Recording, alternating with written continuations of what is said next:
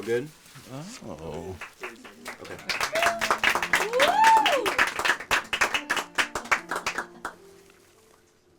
A Christmas Carol, Stave 1, Marley's Ghost. Marley was dead to begin with.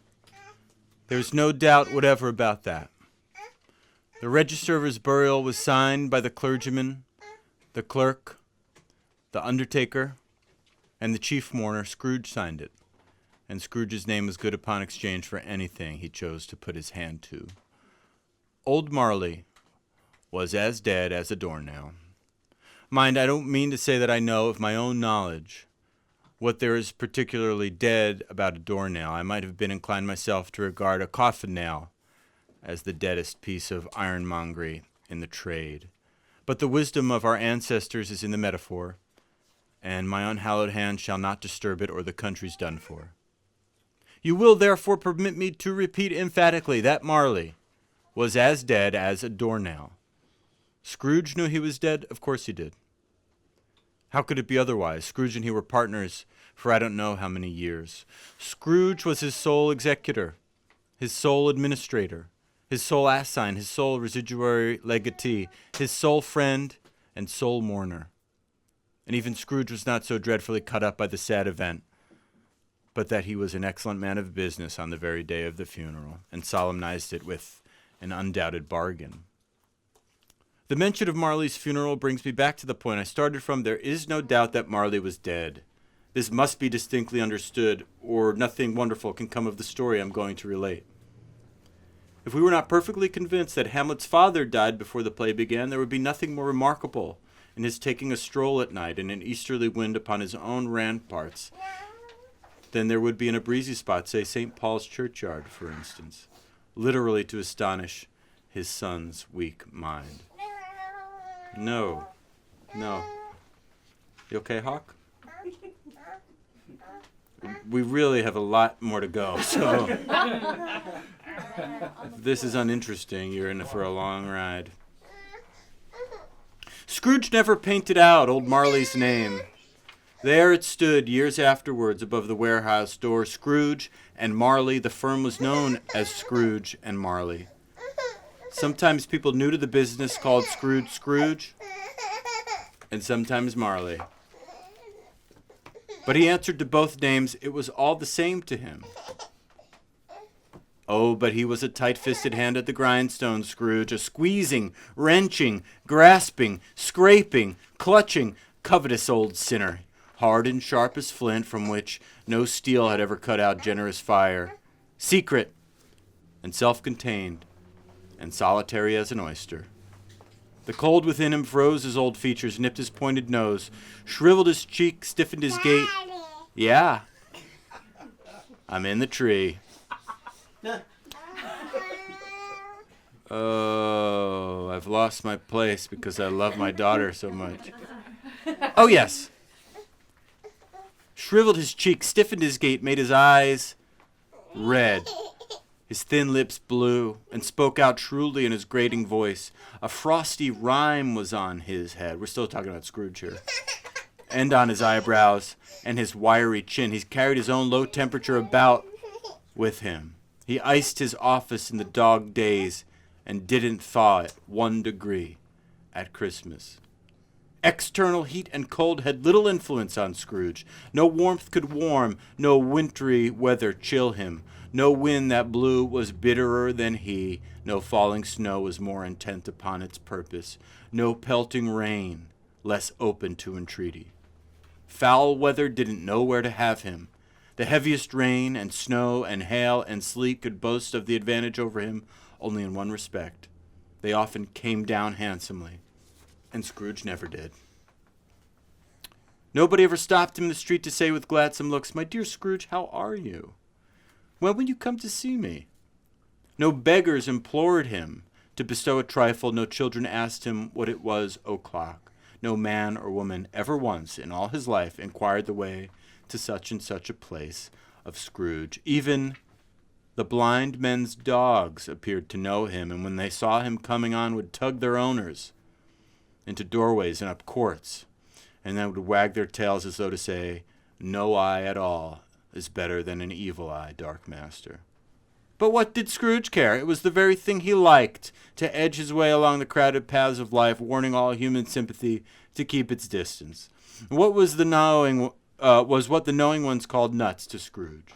Once upon a time, of all the good days in the year, on Christmas Eve, old Scrooge sat busy in his counting house. It was cold, bleak, biting weather, foggy withal, and he could hear the people in the court outside go wheezing up and down, beating their hands upon their breasts and stamping their feet upon the pavement stones to warm them. The city clocks had only just gone 3, which was the time we were going to start at 3. I didn't even realize that until just now. Classic. But it was quite dark already. It had not been light all day, and candles were flaring in the windows of the neighboring offices like ruddy smears upon the palpable brown air. The fog came pouring in at every chink and keyhole, and was so dense without that, although the court was of the narrowest, the houses opposite were mere phantoms. Foreshadowing. To see the dingy cloud come drooping down, obscuring everything, one might have thought that nature lived hard by and was brewing on a large scale. The door of Scrooge's counting house was open, that he might keep his eye upon his clerk, who in a dismal little cell beyond, a sort of tank, was copying letters. Scrooge had a very small fire, but the clerk's fire was so very much smaller that it looked like 1 coal. But he could replenish it, for Scrooge kept the coal box in his own office. Oh, but he couldn't replenish it, for Scrooge kept the coal box in his own room. And so surely as the clerk came in with the shovel, the master predicted that it would be necessary for them to part. Wherefore the clerk put on his white comforter and tried to warm himself at the candle, in which effort, not being a man of strong imagination, he failed. Fred.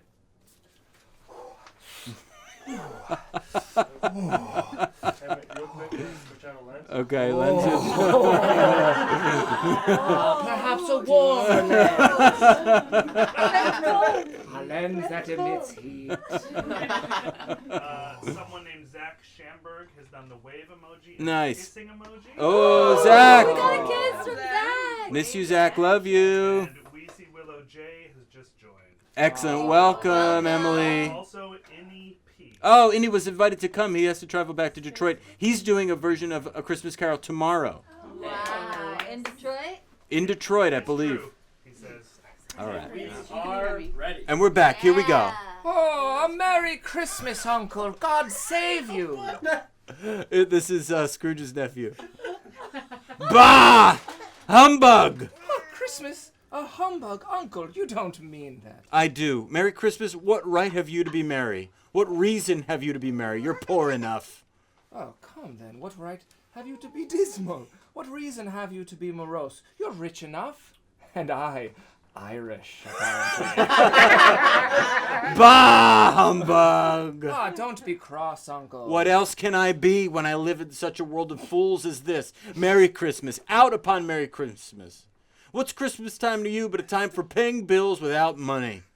A time for finding yourself a year older and not an hour richer. A time for balancing your books and having every item in them through a round dozen of months presented dead against you. If I could work my will, every idiot who goes about with Merry Christmas on his lips should be boiled with his own pudding and buried with a stake of holly through his heart he should. Uncle. Nephew!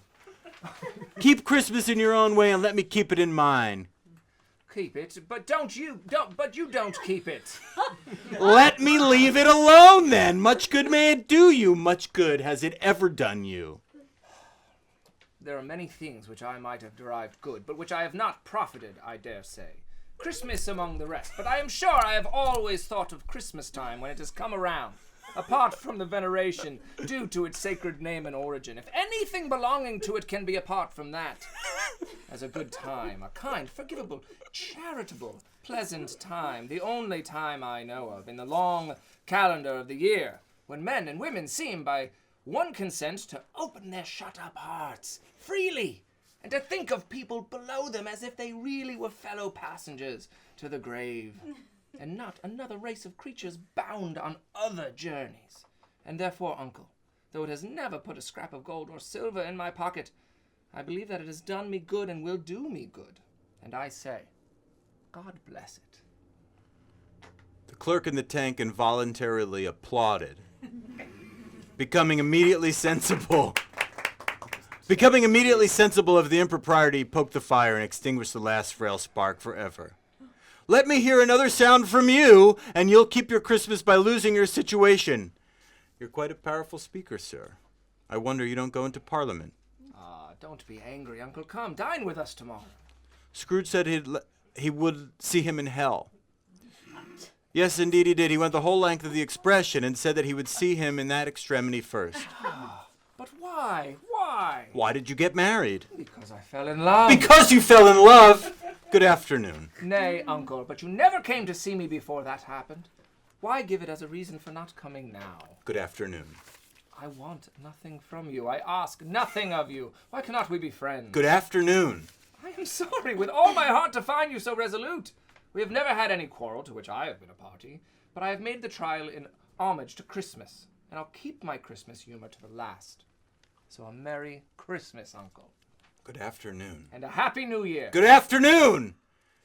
His nephew left the room Ah. without an angry word.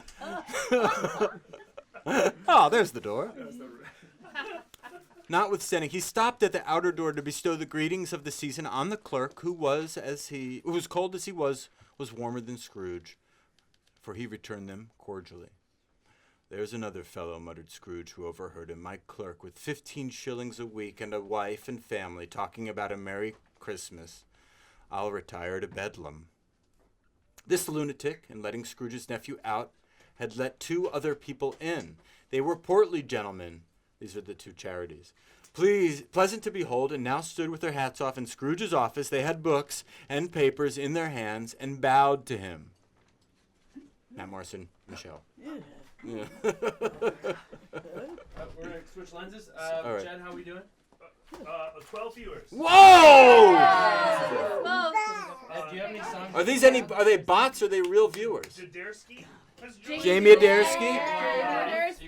Shelly You gotta Smalls, go EXO. Hey, Shelley! Haley J. Watkins. Yeah! She works with Shelly. Nice work. And they're in the theater industry. And they are. Jaderski. God. Discovered. Guys, if you brought your resume, just hold them up to the camera right now. All right. right. Bertie, can I get a clap? Perfect. Okay. Action. Scrooge and Marley's, I believe. Have I the pleasure of addressing Mr. Scrooge or Mr. Marley? Mr. Marley has been dead these 7 years. He died 7 years ago. This very night! We have no doubt his liberality is well represented by his surviving partner. At this festive season of year, Mr. Scrooge, it is more than usually desirable that we should make some slight provisions for the poor and destitute, who suffer greatly at the present time. Many thousands are in want of common necessities. Hundreds of thousands are in want of common comfort, sir. Are there no prisons? Oh, plenty of prisons. And the union workhouses, are they still in operation? They are still. I wish I could say they were not. The treadmill and the poor law are in full vigor then. Both very busy, sir. Oh, I was afraid from what you said at first that something had occurred to stop them in their useful course. I am very glad to hear it.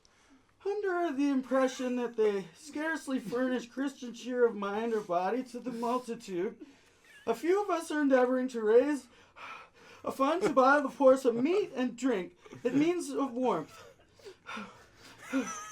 We choose this time because at this time, of all others, when want is keenly felt and abundance rejoices.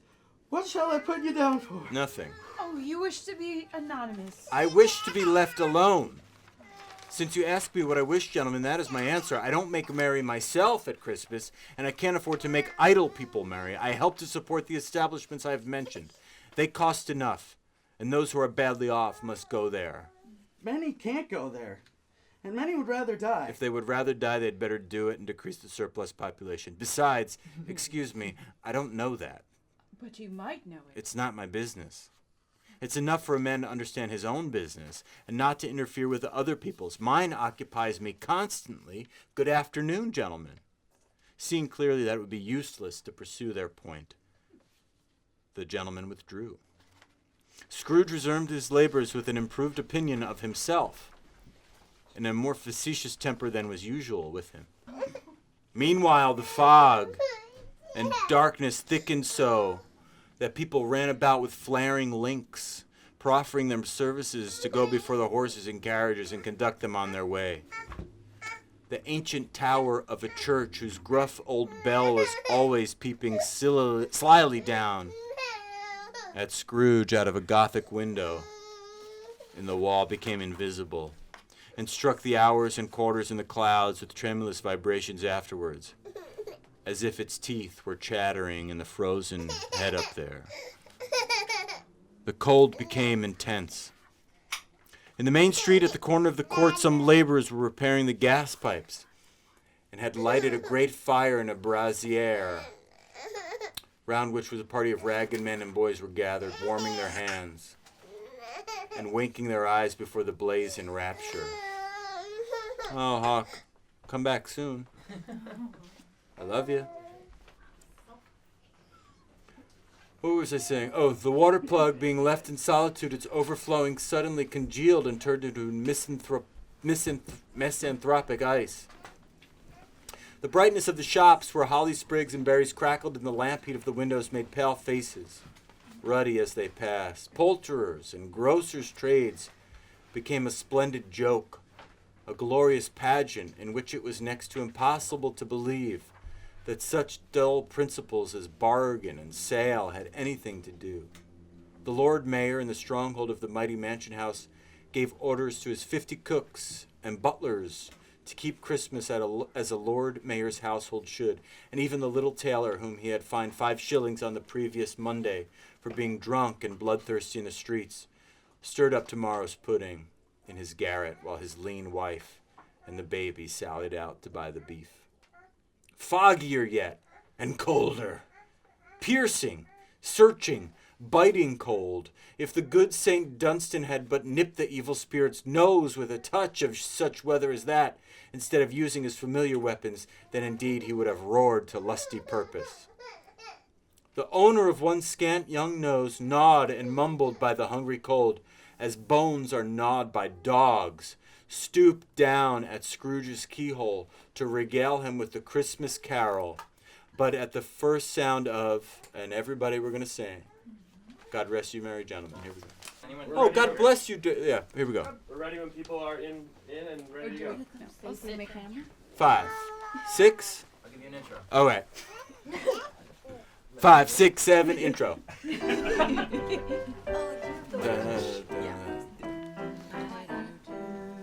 God rest ye, merry gentlemen, let nothing you dismay. Remember Christ our Savior was born on Christmas Day to save us all from Satan's power when we had gone astray. Oh, tidings of comfort and joy, comfort and joy. Oh, tidings of comfort and joy.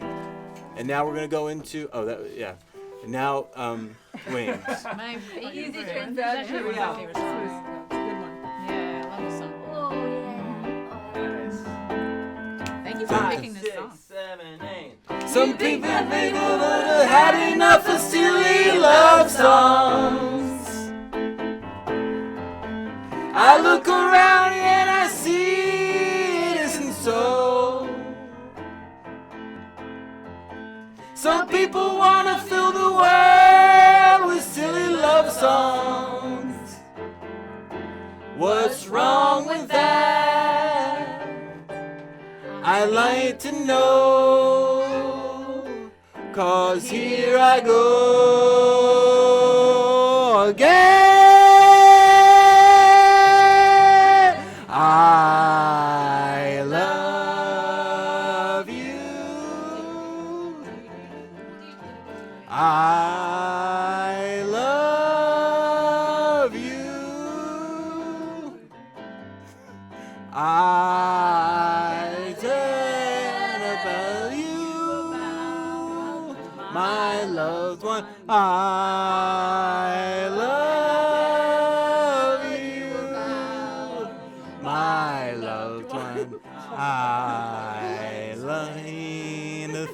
at you. Can't you see? All right, that's good. That's good. That's good. That's good. Nice work. Back to the seat. Back to the seat. That was very nice. Same nighttime. Yeah, yeah. All right, great. And then Bob is getting ready. Bob's getting ready.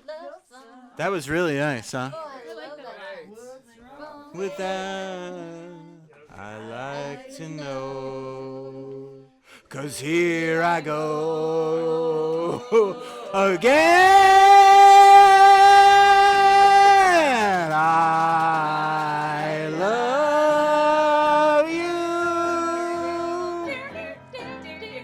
I love you. All right. Scrooge seized the ruler with such energy of action that the singer fled in terror, leaving the keyhole to the fog. An even more congenial frost. At length the hour of shutting up the counting house arrived. With an ill will, Scrooge dismounted from his stool and tacitly admitted the fact to the expectant clerk in the tank, who instantly snuffed out his candle and put on his hat. "You'll want all day tomorrow, I suppose." If quite convenient, sir. It's not convenient, and it's not fair. If I was to stop a half-a-crown for it, you'd think yourself ill-used, I'll be bound. The clerk smiled faintly. "And yet, you don't think me ill-used when I pay a day's wages for no work."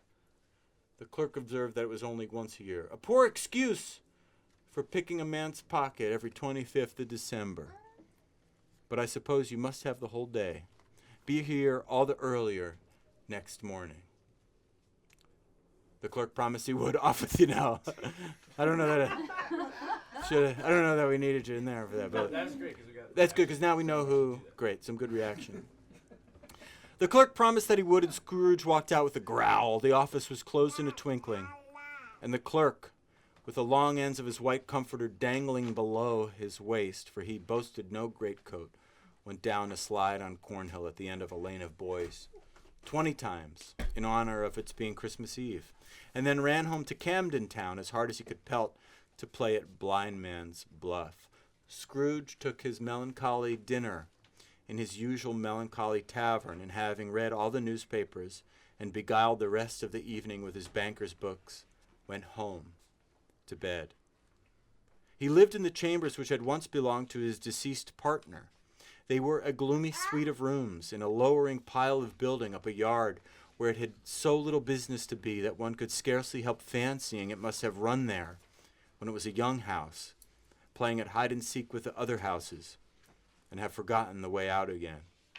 It was old enough now, and dreary enough, for nobody lived in it but Scrooge, the other rooms being all let out as offices. The yard was so dark that even Scrooge, who knew its every stone, was fain to grope with his hands. The fog and frost hung so about the black old gateway of the house, that it seemed as if the genius of weather sat in mournful meditation on the threshold. Now, it is a fact that there was nothing at all particular about the knocker on the door except that it was very large.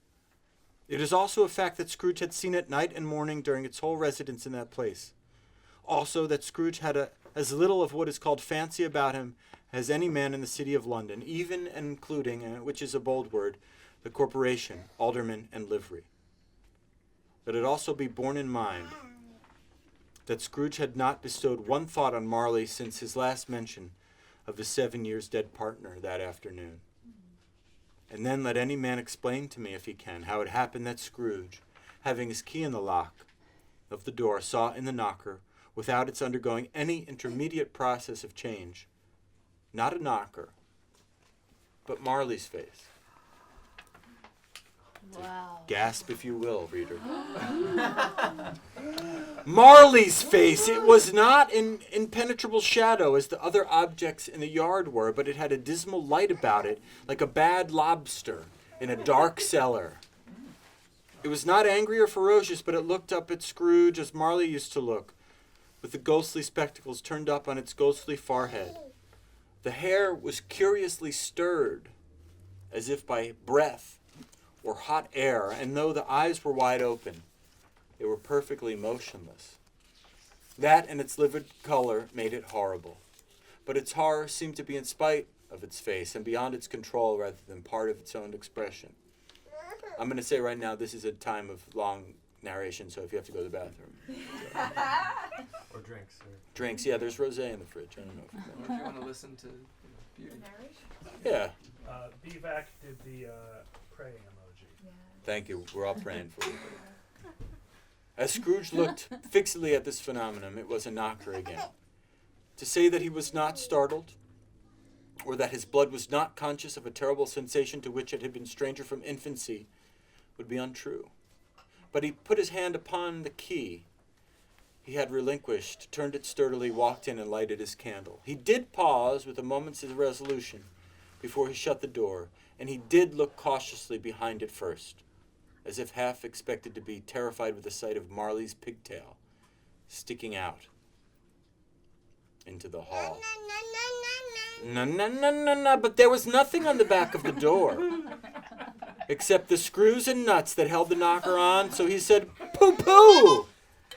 and closed it with a bang. The sound resounded through the house like thunder. Every room above and every cask in the wine merchant cellars below appeared to have a separate peal of echoes of its own. Scrooge was not a man to be frightened of echoes. He fastened the door and walked across the hall and up the stairs slowly, too, trimming his candle as he went. You may talk vaguely about driving a coach and six up a good old flight of stairs or through a bad young Act of Parliament, but I mean to say you might have got a hearse up that staircase and taking it broadwise with the splinter bar towards the wall and the door towards the balustrades and done it easy. It's a very big, this is all to say, there's a big staircase. There was plenty of width for that and room to spare, which is perhaps the reason why Scrooge thought he saw a locomotive hearse going on before him in the gloom. Half a dozen gas lamps out on the street wouldn't have lighted the entry too well, so you may suppose that it was pretty dark with Scrooge's dip. His candle, I guess that's his candle, Scrooge's dip. Up Scrooge went, not caring a button for that. Darkness is cheap, and Scrooge liked it. But before he shut his heavy door, he walked through the rooms to see that all was right. He had just enough recollection of the face to desire to do that. Sitting room, bedroom, lumber room, all as they should be. Nobody under the table. Nobody under the sofa, a small fire in the grate, spoon and basin ready, and the little saucepan of gruel, Scrooge had a cold in his head, upon the hob. Nobody under the bed, nobody in the closet, nobody in his dressing room gown, which was hanging up in a suspicious attitude against the wall. Lumber room as usual, old fire guard, old shoes, 2 fish baskets, washing stand, on 3 legs and a poker. Quite satisfied, he closed the door and locked himself in. Double locked himself in, which was not his custom. Thus secured against surprise, he took off his cravat, put on his dressing gown and slippers and his nightcap, and sat down before the fire to take his gruel. It was a very low fire indeed, nothing on such a bitter night. He was obliged to sit close to it and brood over it before he could extract the least sensation of warmth from such a handful of fuel. The fireplace was an old one, built by some Dutch merchant long ago, and paved all round with quaint Dutch tiles designed to illustrate the scriptures. I always forget about this part. It's such an interesting part to me, so listen. Or don't listen. I mean, it's interesting because it's boring, I think. There were Cains and Abels, pharaohs and daughters, queens of Sheba, angelic messengers descending through the air on clouds like feather beds. Abrahams, Belshazzars, apostles putting off to sea in butter boats. Hundreds of figures to attract his thoughts. And yet, that face of Marley's head on every... that face of Marley, 7 years dead, came up like the ancient prophet's rod and swallowed up the whole. If each smooth tile had been a blanket first, with power to shape some picture on its surface from the disjointed fragments of his thoughts, there would have been a copy of old Marley's head on every one. "Humbug!" said Scrooge, and walked across the room. After several turns, he sat down again. As he threw his head back in the chair, his glance happened to rest upon the bell. a disused bell that hung in his room and communicated for some purpose now forgotten with a chamber in the highest story of the building. Yeah. Hi, baby. I love you.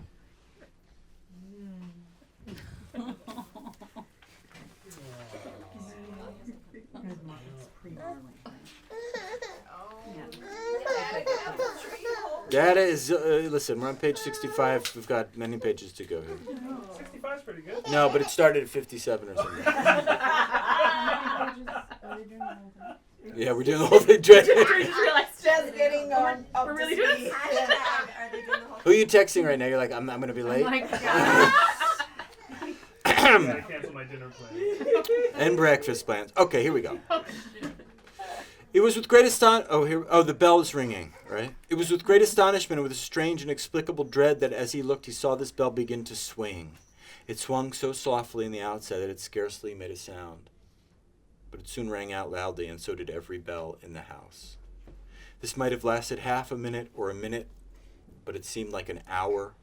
The bells ceased as they had begun, together. They were succeeded by a clanking noise deep down below, as if some person were dragging a heavy chain over the casks in the wine merchant's cellar. Scrooge then remembered to have heard that ghosts in haunted house were described as dragging chains. The cellar floor flew open with a booming sound, and then he heard the noise much louder on the floors below, then coming up the stairs, then coming straight towards his door. "It's humbug still, I won't believe it," said Scrooge.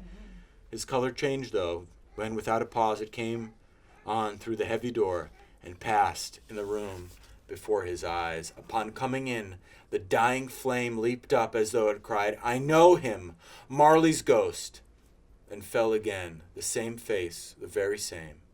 Marley in his pigtail. Usual waistcoat, tights, and boots, and tassels on the latter bristling like his pigtail, and his coat skirts, and the hair upon his head. The chain he drew was clasped about his middle. It was long and wound about him like a tail, and it was made, for Scrooge observed it closely, of cash boxes, keys, padlocks, ledgers, deeds, and heavy purses wrought in steel. His body was transparent, so that Scrooge, observing him and looking through his waistcoat, could see the 2 buttons on his coat behind. Scrooge had often heard it said that Marley had no bowels, but he never believed it until now. No, nor did he believe it even now, though he looked the phantom through and through and saw it standing before him, though he felt the chilling influence of its death-cold eyes and marked the very texture of the folded kerchief bound about its head and chin, which wrapper he had not observed before. He was still incredulous and fought against his senses. "How now? What do you want with me?" much. "Who are you?" Ask me who I was. "Who were you then?" "You're particular for a shade." He was going to say to a shade, but substituted for this as more appropriate. In life, I was your partner, Jacob Marley. Can you sit down? I can. Do it then. Scrooge asked the question because he didn't know whether a ghost so transparent might find himself in a condition to take a chair. He felt that in the event of it being impossible, it might involve the necessity of an embarrassing explanation. But the ghost sat down on the opposite side of the fireplace as if he were used to it. You don't believe me? I don't. What evidence would you have of my reality, beyond that of your own senses? I don't know. Why do you doubt your senses? Because a little thing affects them. A slight disorder of the stomach makes them cheats. You may be an undigested bit of beef, a blot of mustard, a crumb of cheese, a fragment of an underdone potato. There's more of gravy than of grave about you, whatever you are. Scrooge was not in much a habit of making jokes, nor did he feel in his heart by any means waggish then. The truth is that he tried to be smart, as a means of distracting his own attention and keeping down his terror, for the specter's voice disturbed the very marrow in his bones. To sit staring at those fixed, glazed eyes in silence for a moment would play, Scrooge felt, the very deuce with him. Are you glazing your eyes? Yes. Thank you. There was something very awful, too, about the specter's being provided with an infernal atmosphere of his own. Scrooge could feel it himself. Scrooge could not feel it himself, but this was clearly the case, for though as the ghost sat perfectly motionless, its hair and its skirts and tassels were still agitated as by the hot vapor of an oven. You see this toothpick? I do, You are not looking at it. but I see it notwithstanding. Well, I have but to swallow this, and for the rest of my days be persecuted by a legion of goblins, all of my own creation. Humbug, I tell you, humbug! At this, the ferret raised a frightful cry and shook its chain. Blah, blah, blah. He took off its bandage around its throat, and its jaw fell. God, hideous. Scrooge fell upon his knees and clasped his hands. Mercy, dreadful apparition, why do you trouble me?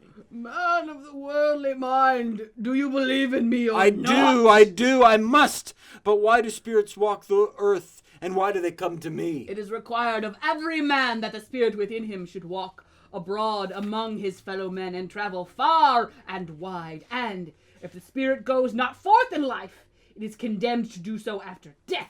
It is doomed to wander through the world, oh woe is me, and witness what it cannot share, but might have shared on earth, and turn to happiness. Again, the specter raises a cry. You are fettered. Tell me why. I wear the chain I forged in life. I made it link by link and yard by yard. I girded it of my own free will, and of my own free will I will wore it. Is its pattern strange to you? Or would you know the weight and the length of the strong coil you bear yourself? It was as full and as long as this 7 Christmas Eves ago. You have labored on it since. It is a ponderous chain. Scrooge glanced about him on the floor in the expectation of finding himself surrounded by some 50 or 60 fathoms of iron cable. But he could see nothing. Jacob! Old Jacob Marley, tell me more. Speak comfort to me, Jacob. I have none to give. It comes from other regions, Ebenezer Scrooge, and it is conveyed by other ministers to other kinds of men. Nor can I tell you that what I would. A very little more is permitted to me. I cannot rest. I cannot stay. I cannot linger anywhere. My spirit never walked beyond our counting house. Mark me, in life my spirit never roved beyond the narrow limits of our money-changing hole. And weary journeys lie before me. You must have been very slow about it, Jacob. Slow! 7 years dead and traveling all this time? The whole time. No rest. No peace. Incessant torture of remorse. Do you travel fast? On the wings of the wind. You might have got over a great quantity of ground in 7 years. Oh, captive, bound, and double-ironed. Not to know that ages of incessant labor by immortal creatures for this earth must pass into eternity before the good of which it is susceptible is all developed. Not to know that any Christian spirit, working kindly, is its little sphere, whatever it may be, will find its mortal life too short for its vast means of usefulness.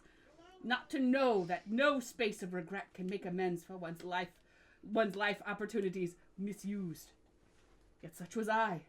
Oh, such was I. But you were always a good man of business, Jacob. Business! Mankind was my business.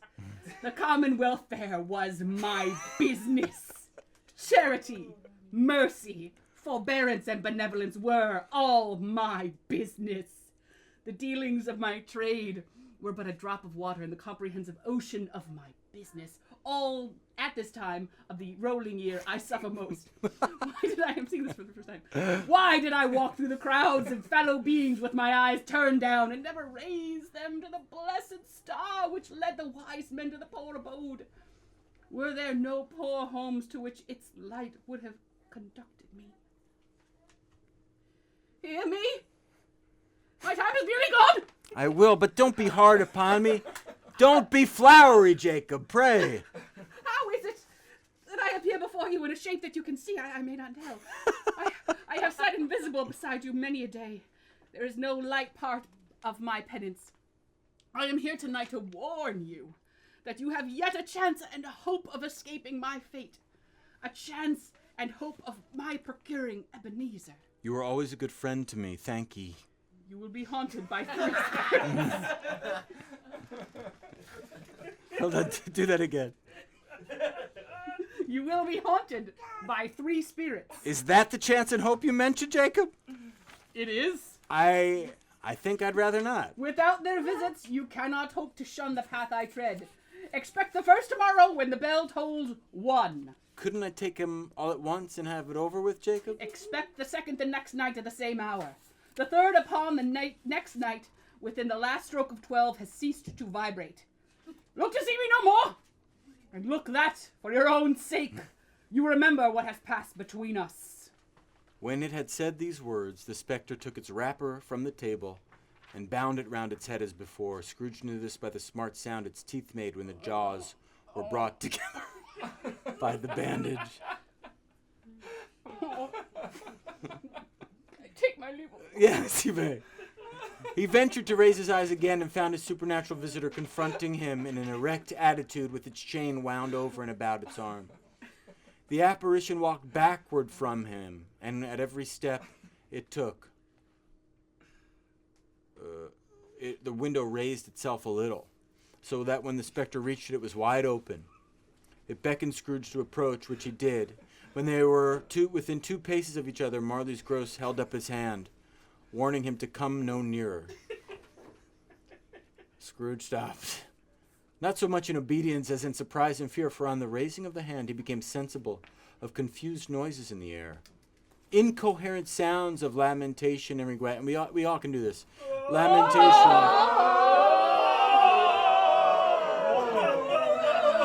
Wailings, inexpressibly sorrowful and self-accusatory.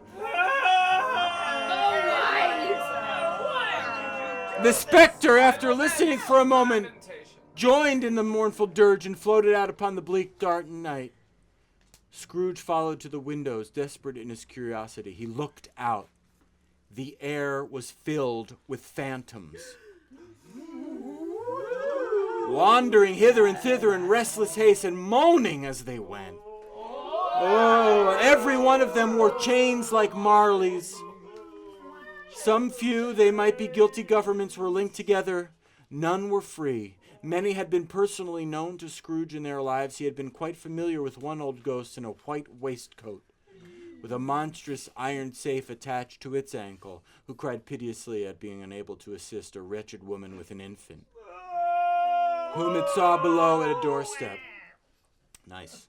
The misery with them all was clear that they sought to interfere for good in human matters, and had lost that power forever. Whether these creatures faded into the mist or mist enshrouded them, he could not tell, but they and their spirit voices faded together, and the night became as it had been when he walked home. Scrooge closed the window and examined the door by which the ghost had entered. It was double locked, as he had locked it with his own hands, and the bolts were undisturbed.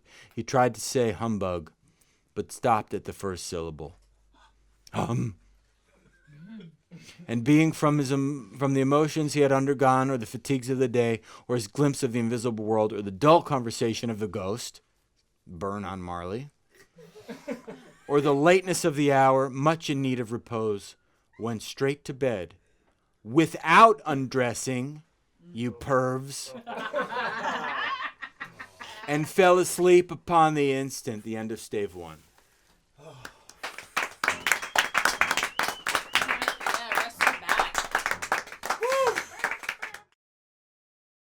1, 2, stave 2, the first of the 3 spirits. When Scrooge awoke, it was so dark that looking out of bed he could scarcely distinguish the transparent window from the opaque walls of his chamber. He was endeavoring to pierce the darkness with his ferret eyes when the chimes of a neighboring church struck the 4 quarters. So he listened for the hour. To his great astonishment, the heavy bell went from 6 to 7, and from 7 to 8, and regularly up to 12, then stopped. 12? It was past 2 when he went to bed. The clock was wrong. An icicle must have gotten to the works. 12? He touched the spring of his repeater to correct this most preposterous clock. Its rapid little pulse beat 12, and stopped.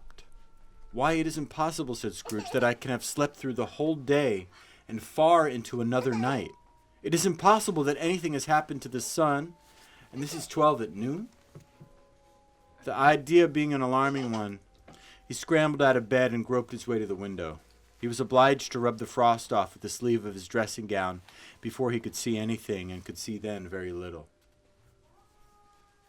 All he could make out was that it was still very foggy and extremely cold, and that there was no noise of people running to and fro and making a great stir, as there unquestionably would have been if night had beaten off bright day and taken possession of the world.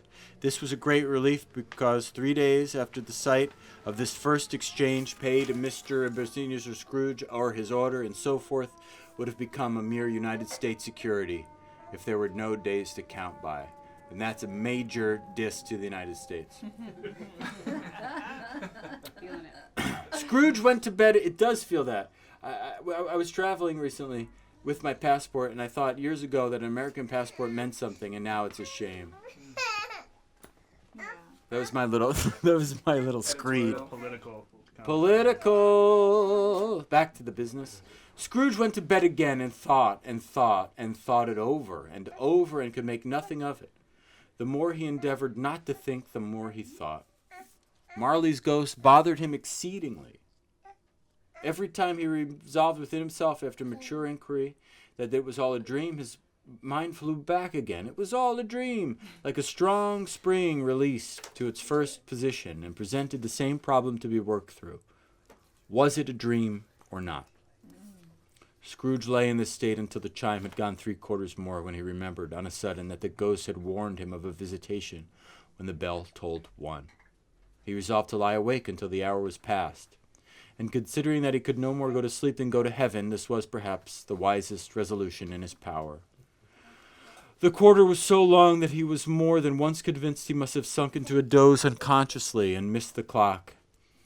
At length it broke open upon his listening ear. Ding dong. 1/4 past, said Scrooge, counting. Ding dong. 1/2 past, said Scrooge. Ding dong. 1/4 to it, said Scrooge. Ding dong. The hour itself, said Scrooge triumphantly, and nothing else. He spoke before the hour bell sounded, on which it did, with a deep, dull, hollow, melancholy 1. Light flashed up the room upon the instant, and curtains of his bed were drawn. The curtains of his bed were drawn aside, I tell you, by a hand. You better be gasping. Not the curtains at his feet nor the curtains at his back, but those to which his face was addressed. The curtains of his bed were drawn aside, and Scrooge, starting up into a half-recumbent attitude, found himself face to face with the unearthly visitor, who drew them as close to it as I am to you now, and I am standing in the spirit at your elbow. Instagram stories. It was a strange figure, like a child, yet not so like a child as like an old man, viewed through some supernatural medium, which gave him the appearance of having receded from the view, and being diminished to a child's proportions. Its hair, which hung about its neck and down its back, was white, as if with age, and yet the face had not a wrinkle in it, and the tenderest bloom was on the skin. The arms were very long and muscular. The hands the same, as if were of an uncommon strength. Its legs and feet, most delicately formed, were, like those upper members, bare. It wore a tunic of the purest white, and round its waist was bound a lustrous belt, the sheen of which was beautiful. It held a branch of fresh green holly in its hand. Grabs it, yeah. And in singular contradiction of that wintry emblem, had its dress trimmed with summer flowers. What? But the strangest thing about it was that from its crown of its head there sprang a bright, clear jet of light, by which all this was visible. No. And which was doubtless the occasion of its using in its duller moments a great extinguisher for a cap, which it now held under its arm. Even this, though, when Scrooge looked at it with increasingly steadiness, was not its strangest quality. For as its belt sparkled and glittered, now in one part and now in another, and what was light one instant at another time was dark, so the figure itself fluctuated in distinctness, being now a thing with one arm, now a thing with one leg, now with 20 legs, now a pair of legs without a head, now a head without a body, of which dissolving parts no outline, and would be visible in the dense gloom wherein they melted away. And in the very wonder of this, it would be itself again, distinct and clear as ever. This is I'm going to say Charles Dickens is a very good writer, because this is a good description of memory. That sometimes when you try to focus on memory, and in Saving Private Ryan, they talk about this when Matt Damon says he can't remember his brothers and Tom Hanks helps him out. Anyway. Are you the spirit, sir, whose coming was foretold to me? I am. The voice was soft and gentle. All right, we're coming. A little bit. Are you the spirit, sir, whose coming was foretold to me? I am. Who and what are you? I am the ghost of Christmas past. Long past? No, your past. Perhaps Scrooge could have not told anybody why, if anybody could have asked him. But he had a special desire to see the spirit in his cap, and begged him to be covered. What? Would you so soon put out with worldly hands the light I give?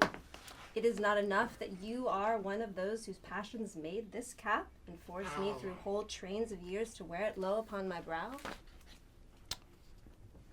Scrooge reverently disclaimed all intention to offend, or any knowledge of his having willfully bonneted the spirit at any period of his life. He then made bold to inquire what business brought the spirit here. Your welfare. Scrooge expressed himself much obliged, but could not help thinking that a night of unbroken rest would have been more conductive to that end. The spirit must have heard him thinking, for it said Your immediately... reclamation, then. Take heed, rise, and walk with me. It would have been in vain for Scrooge to plead that the weather and the hour were not adapted to pedestrian purposes. That bed was warm, and the thermometer a long way below freezing. That he was clad but lightly in his slippers, dressing gown, and nightcap, and that he had a cold upon him at that time.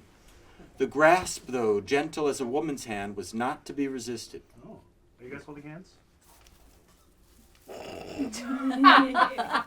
He arose, but finding that the spirit made towards the window, clasped its robes in supplication. I am mortal. I am liable to fall. Bear but a touch of my hand there on your heart, and you shall be upheld in more than this. As these words were spoken, they passed through the wall and stood upon an open country road with fields on either end. The city had entirely vanished. Not a vestige of it was to be seen. The darkness and the mist had vanished with it, for it was clear, cold winter day, and the snow upon the ground. We should move to daylight now, if possible. All right, cutting. Good heaven, I was bred in this place. I was a boy here. The spirit gazed upon him mildly. Its gentle touch, though it had been light and instantaneous, appears still present to the old man's sense of feeling. He was conscious of 1,000 odors floating in the air, each one connected with 1,000 thoughts and hopes and joys and cares long, long forgotten.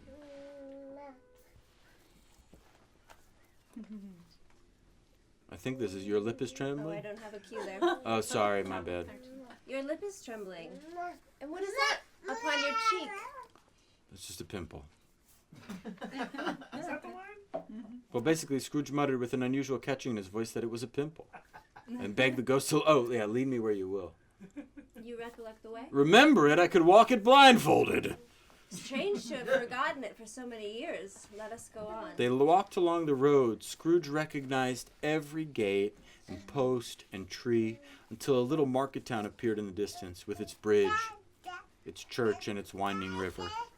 Some shaggy ponies now were seen trotting towards them with boys upon their backs, who called to other boys in country gigs and carts, driven by farmers.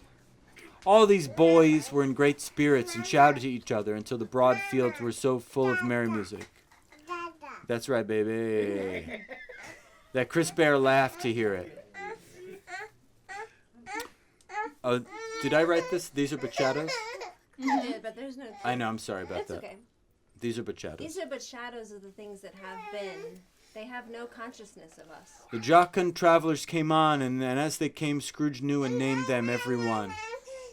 Why was he rejoiced beyond all bounds to see them? Why did his cold eye glisten and his heart leap up as they went past? Why was he filled with gladness when he heard them give each other Merry Christmas as they parted at crossroads and byways for several homes?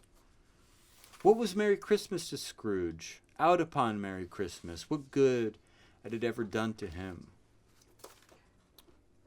The school is not quite deserted?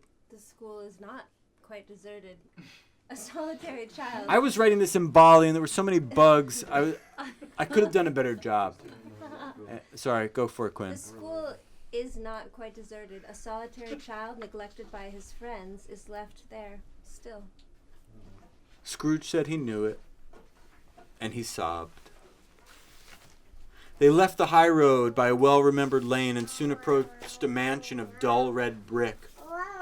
Whoa, with a little weathercock-surmounted cupola on the roof and a bell hanging in it. It was a large house, but one of broken fortunes, for the spacious offices were little used. Their walls were damp and mossy, and their windows broken, and their gates decayed. Fowls clucked and strutted in the stables, and the coach houses and sheds were overrun with grass. Nor was it more retentive of its ancient state within, for entering the dreary hall and glancing at the open doors of the many rooms, they found them poorly furnished, cold and vast. There was an earthy savor in the air, a chilly bareness in the place, which associated itself somehow with too much getting up by candlelight and not too much to eat. They went, the ghost and Scrooge, across the hall to a door at the back of the house. It opened before them and disclosed a long, bare, melancholy room, made barer still by the lines of plain deal forms and desks. At one of those, a lonely boy was reading near a feeble fire, and Scrooge sat down upon a form and wept to see his poor, forgotten self as he used to be. Not a latent echo in the house, not a squeak and scuffle from the mice being behind the paneling, not a drip from the half-thawed waterspout in the dull yard beyond. Not a sigh among the leafless boughs of the one despondent poplar, not the idle swinging of an empty storehouse door, no, not a clinking in the fire, but fell upon the heart of Scrooge with softening influence and gave a freer passage to his tears. He's just crying this whole time. The spirit touched him on the arm and pointed to his younger self, intent upon his reading. So he's crying so hard, the spirit has to be like, hey, I brought you here. Check this out. Stop crying. Get it together. Suddenly, a man in foreign garments, wonderfully real and distinct to look at, stood outside the window with an axe stuck in his belt and leading. Do you think it was an accident? Huh? He's just like, I can't get this out. No. Ooh, accident! Drained it from 3 Point Land. Drain. And leading by the bridle an ass laden with wood. Why, it's Ali Baba! Scrooge exclaimed in ecstasy. It's dear old honest Ali Baba. Yes, yes, I know. One Christmas time, when yonder solitary child was left here all alone, he did come for the first time, just like that. Poor boy. And Valentine, said Scrooge, and his wild brother Orson, there they go. And what's his name, who was put down in drawers asleep at the gate of Damascus. Don't you see him? And the Sultan's groom turned upside down by the genii. There he is upon his head. Serve him right. I'm glad of it. What business had he to be married to the princess? To hear Scrooge expending all this earnestness of his nature on such subjects, in a most extraordinary voice, between laughing and crying, and to see his heightened and excited face, would have been a surprise to his business friends in the city indeed. There's the parrot, cried Scrooge. Green body and yellow tail with a thing like lettuce growing out of the top of its head. There he is. Poor Robinson Crusoe, he called him when he came home again after sailing around the island. Poor Robin Crusoe. Where have you been, Robin Crusoe? The man thought he was dreaming, but he wasn't. It was the parrot, you know. There goes Friday, running for his life to the little creek. Hello, hoop, hello! Then, with a rapidity of transition very far into his usual character, he said in pity for his former self, poor boy, and cried again. I wish, but it's too late now. What is the matter? Nothing. A boy was singing in a Christmas carol at my door, and then a song by Wings. I should have liked to given him something, that's all. Let us see another Christmas. Scrooge's former self grew larger at the words, and the room became a little darker and more dirty. The panels shrank, the windows cracked, fragments of plaster fell out of the ceiling, and the naked laths were shown instead. But how all this was brought about, Scrooge knew no more than you do. He only knew that it was quite correct, that everything had happened so, that there he was, alone again, when all the other boys had gone home for the jolly holidays. He was not reading now, but walking up and down despairingly. Scrooge looked at the ghost, and with a mournful shaking of his head, glanced anxiously towards the door. It opened, and a little girl, much younger than the boy, came darting in, and putting her arms around his neck and often kissing him, addressed him as her dear, dear brother. "I've come to bring you home, dear brother," said the child, clapping her tiny hands and bending down to laugh. "To bring you home, home, home." "Home, little Fan?" returned the boy. "Yes," said the child, brimful of glee. "Home for good and all, home for ever and ever. Father is so much kinder than he used to be. That home's like heaven. He spoke so gently to me the other to one dear night when I was going to bed, that I was not afraid to ask him once more if you might come home. And he said, yes, you should, and sent me in a coach to bring you. And you're to be a man," said the child, opening her eyes. "And are never to come back here, but first we're to be together all Christmas long and have the merriest time in the world." "You're quite a woman, little Fan," exclaimed the boy. She clapped her hands and laughed and tried to touch his head, but being too little, laughed again and stood on tiptoe to embrace him. Then she began to drag him in her childish eagerness toward the door, and he, nothing loath to go, accompanied her. A terrible voice in the hall cried, "Bring down Master Scrooge's box there!" And in the hall appeared a schoolmaster himself, who glared on Master Scrooge with a ferocious condescension, and threw him into a dreadful state of mind by shaking hands with him. Then he conveyed him and his sister to the veriest old well of a shivering best parlor that ever was seen, where the maps upon the wall and the celestial and terrestrial globes in the windows were waxy with coal. Here he produced a decanter of curiously light wine. Speaking of wine, if someone could get me a rosé. I'm parched! Oh, God. And a block of curiously heavy cake, and administer installments of those dainties to the young people, the same time sending out a meager servant to offer a glass of something to the post boy, who answered that he thanked the gentleman, but if it was the same tap as he had tasted before, he had rather not. The water was so bad here that even the starving guy who's driving these rich kids around is like, "I'd rather not, thank you." This is the kind of genius of Charles Dickens. He's so funny.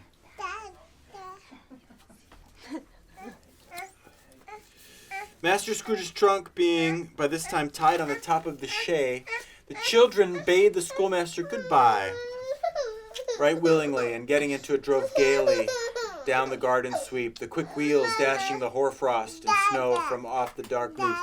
You better believe it. The evergreens like spray. Always a delicate creature. I'm sorry, Quinn. Always a delicate creature whom a breath might have withered, but she had a large heart. So she had, you're right. I will not gainsay it, Spirit. God forbid it. She died a woman and had, as I think, children. One child. True. Your nephew. Fred. Scrooge seemed uneasy in his mind and answered briefly, "Yes, Fred." Although they had but that moment left the school behind them, they were now in the busy thoroughfares of a city, where shadowy passengers passed and repassed, where shadowy carts and coaches battled for the way, and all the strife and tumult of a real city were. It was made plain enough by the distressing of the shops that here, too, it was Christmas time again. But it was evening, and the streets were lighted up.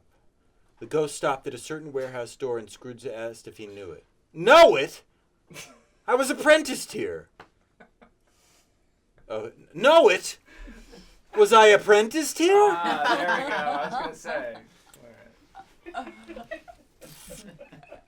They went in at the sight of an old gentleman in a Welsh wig, sitting behind a high desk, that if he had been 2 inches taller, he might have knocked his head against the ceiling. Scrooge cried in great excitement, Why, it's old Fezziwig! Bless his heart, it's Fezziwig!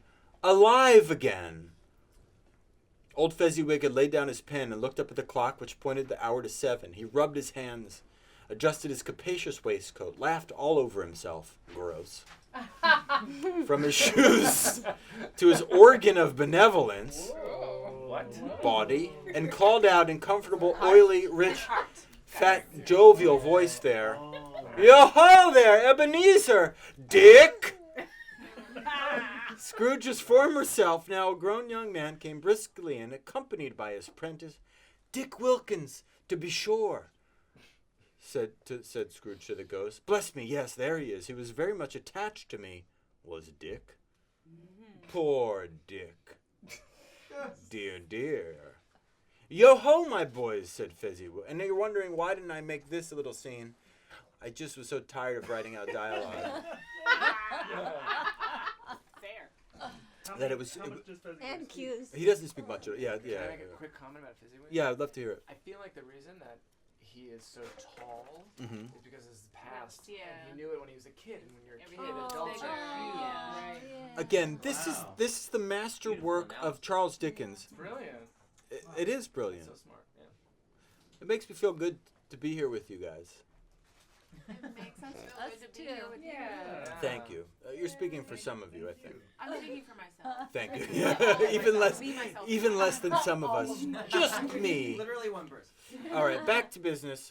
So, he's laughing, Fezziwig. Yo-ho there, Ebenezer, Dick. Oh, he's going, Dick, oh yeah, I already did that. Yo-ho, my boys, said Fezziwig. No more work tonight. Christmas Eve, Dick. Christmas, Ebenezer. Let's have the shutters up before a man can say Jack Robinson. I don't know what that means. I mean, this is years before. Way before. Okay, you wouldn't believe how those two fellows went at it. They charged it into the streets with the shutters. 1, 2, 3, had 'em up in their places. 4, 5, 6, barred 'em and pinned 'em. 7, 8, 9, and came back before you could have got to 12, panting like racehorses. Hilly-ho! Cried Fezziwig, skipping down from the high desk with wonderful agility. Clear away, my lads, and let's have lots of room here. Hilly-ho, Dick. Cheer up, Ebenezer. Clear away. There was nothing they wouldn't have cleared away, or couldn't have cleared away, with old Fezziwig looking on. It was done in a minute. Every movable was packed off as if it were dismissed from public life forevermore. The floor was swept and watered, the lamps were trimmed, fuel was heaped upon the fire, and the warehouse was as snug and warm and dry and bright a ballroom as you would desire to see upon a winter's night. In came a fiddler with a music book, and went up to the lofty desk and made an orchestra of it, and tuned like 50 stomach aches. What does that mean, and tuned like 50 stomach aches? Oh, that's good. That's awesome. That's great. In came Mrs. Fezziwig, one vast, substantial smile. In came the 3 Miss Fezziwigs, beaming and lovable. In came 6 young followers whose hearts they broke.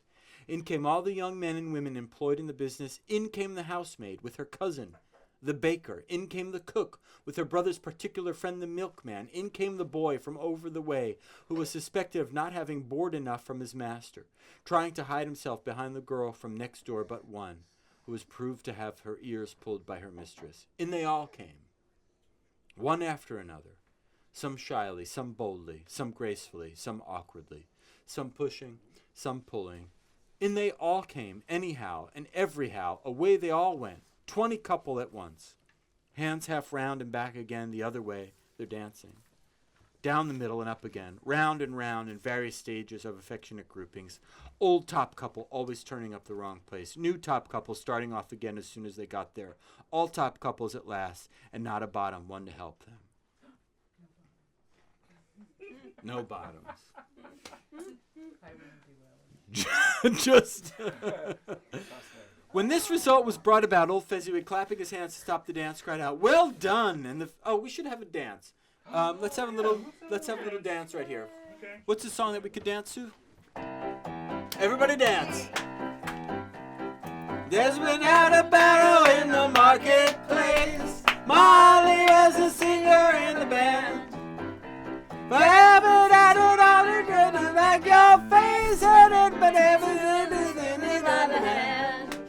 Oh, blah dee, oh, blah da, life goes on. Oh, life goes on. Oh, blah dee, oh, blah da, oh, blah da. Oh, honey, life goes on. Well done, said Fezziwig, and the fiddler That was fun. plunged his hot face. She loves dancing.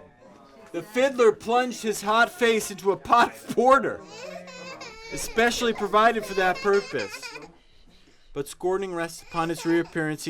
So the fiddler like put his face in a bottle of beer, and then he played again.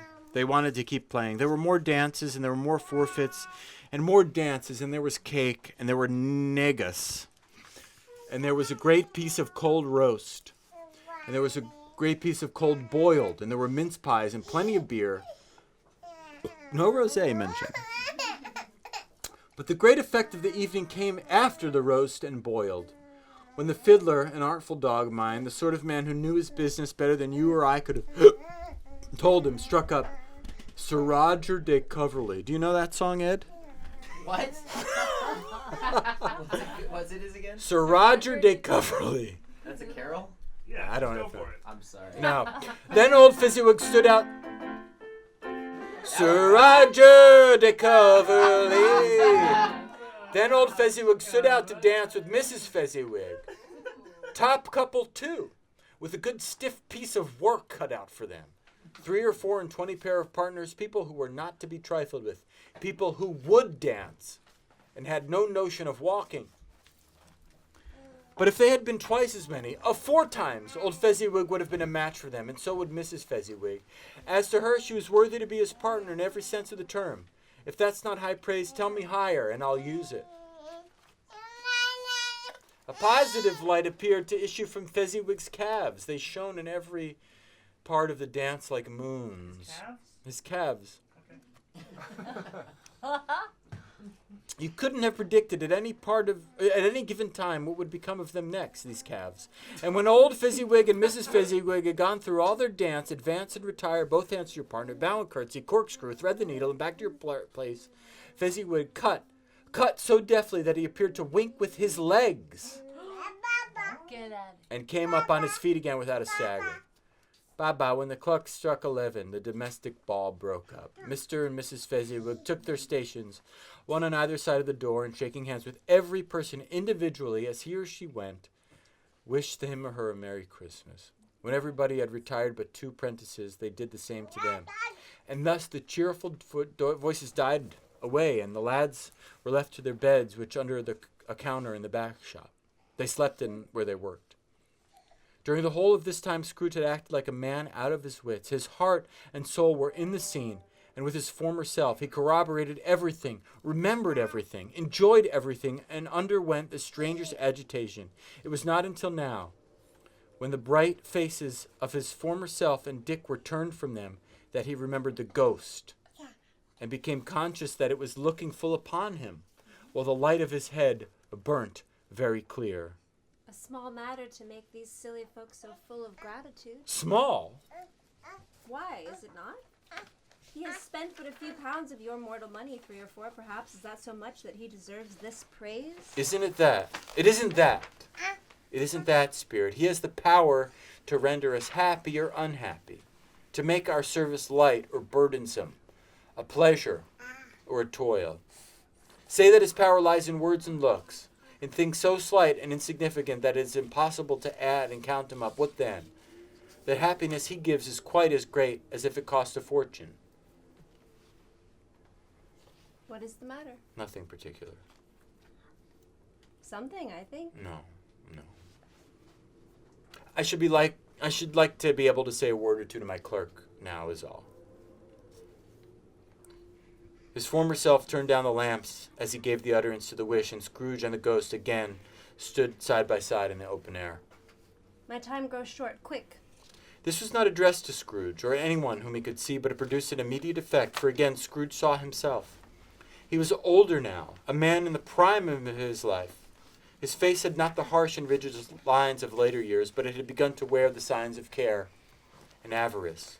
There was an eager, greedy, restless motion about his eye, which showed the passion had taken root, and where the shadow of the growing tree would fall. My God, Charles Dickens is such a good writer. There was an eager, greedy, restless motion in his eye, which showed the passion that had taken root, and where the shadow of the growing tree would fall. He was not alone, but sat by the side of a fair young girl in a morning dress, in whose eyes there were tears, which sparkled in the light that shone out of the ghost of Christmas past. Bertie, is this daytime still? Yeah, this is the romance. Do you have an idea for romance? So here he is. He's with his young woman. In her eyes were tears which sparkled in the light that shone out of the ghost of Christmas past. Go for it, Bex. It matters little. To you, very little. Another idol has displaced me, and if it can cheer and comfort you in time to come, as I would have tried to do, I have no just cause to grieve. What idol has displaced you? A golden one. This is the even-handed dealing of the world. There is nothing on which it is so hard as poverty, and there is nothing it professes to condemn with such severity as the pursuit of wealth. You fear the world too much.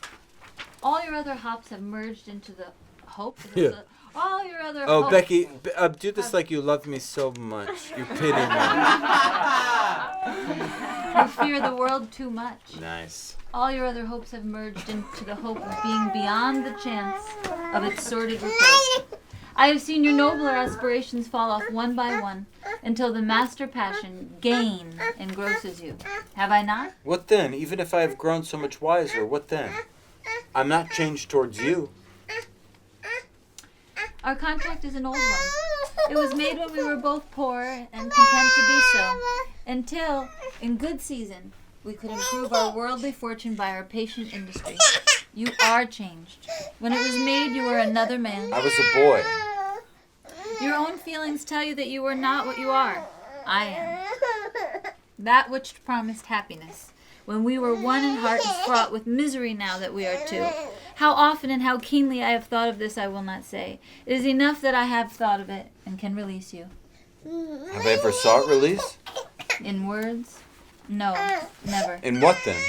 In a changed nature, in an altered spirit, in another atmosphere of life, another hope at its great end, in everything that made my love of any worth or value in your sight.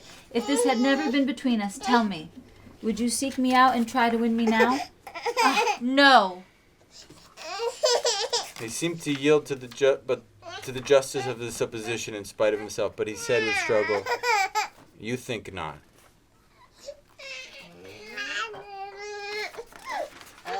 I would gladly think otherwise if I could. Heaven knows!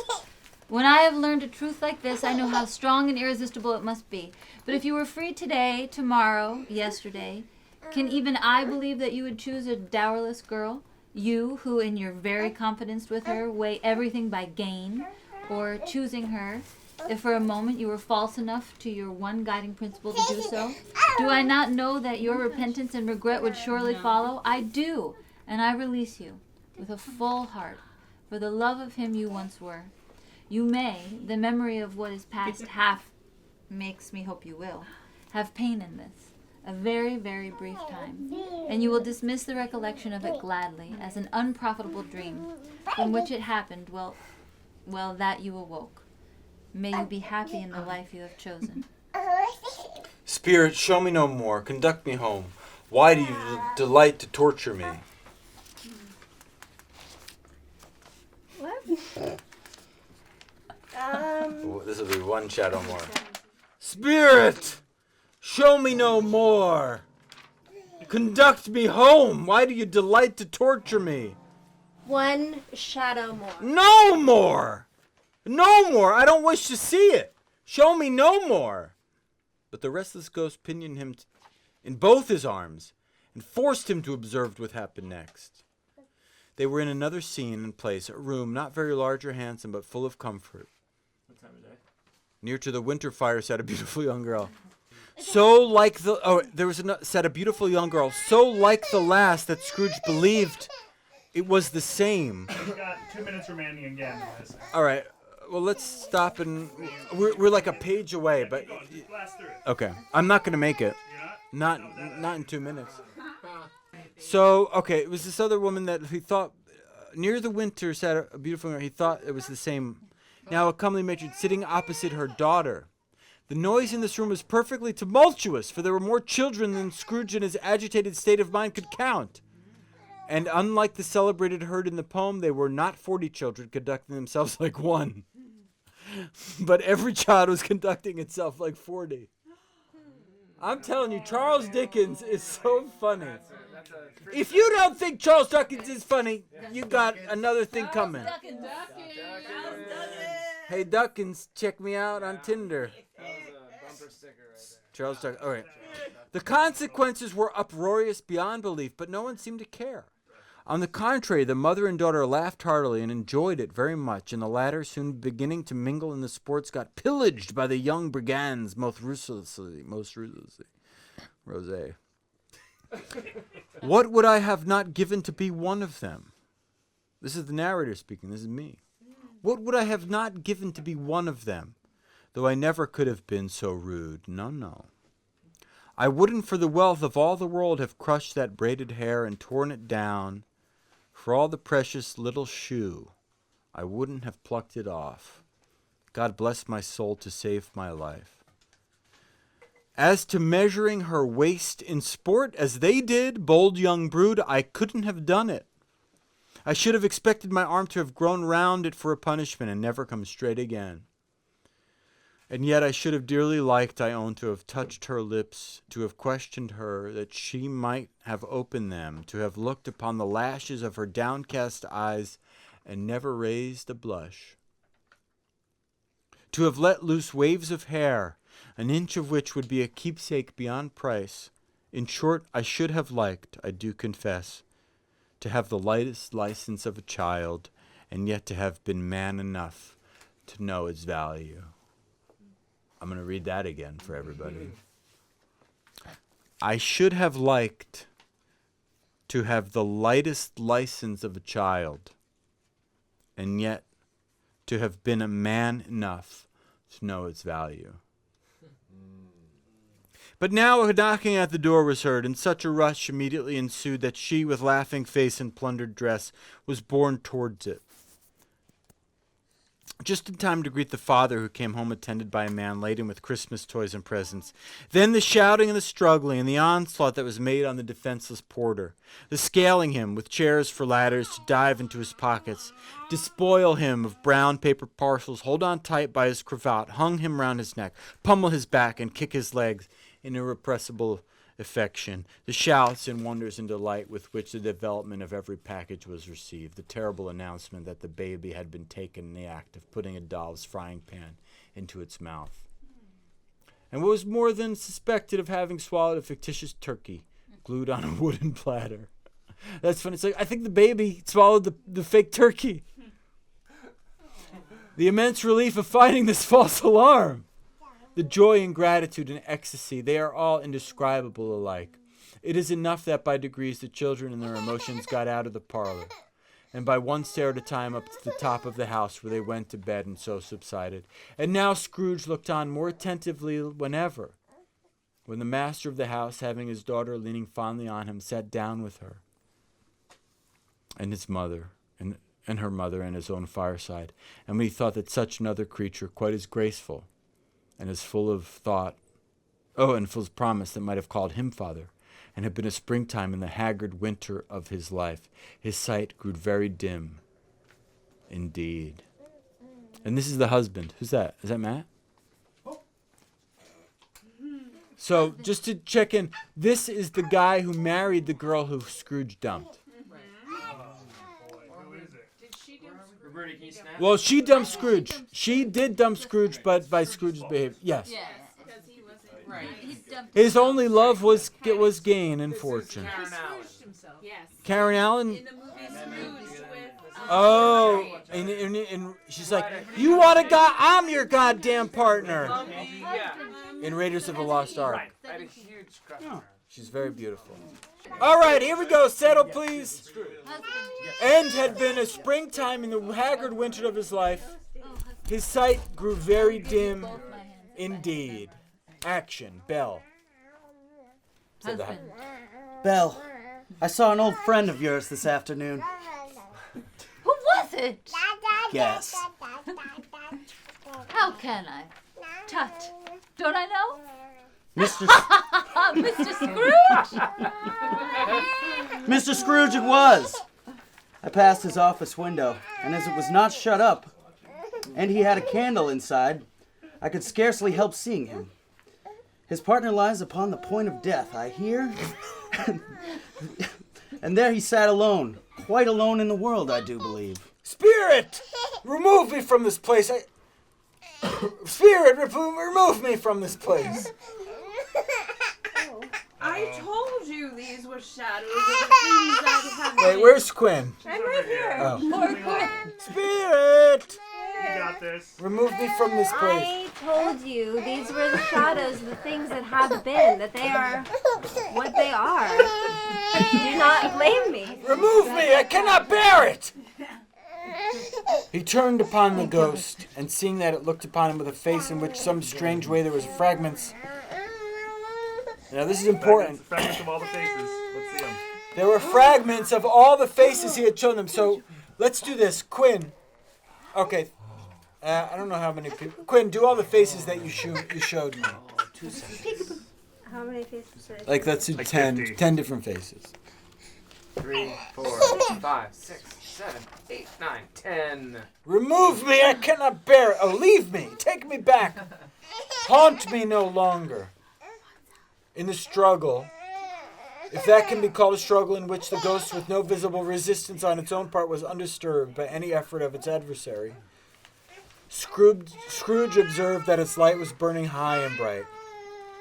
And dimly connecting with that its influence over him, he seized his extinguisher cap and by sudden action pressed it down upon its head. Where are you, Quinn?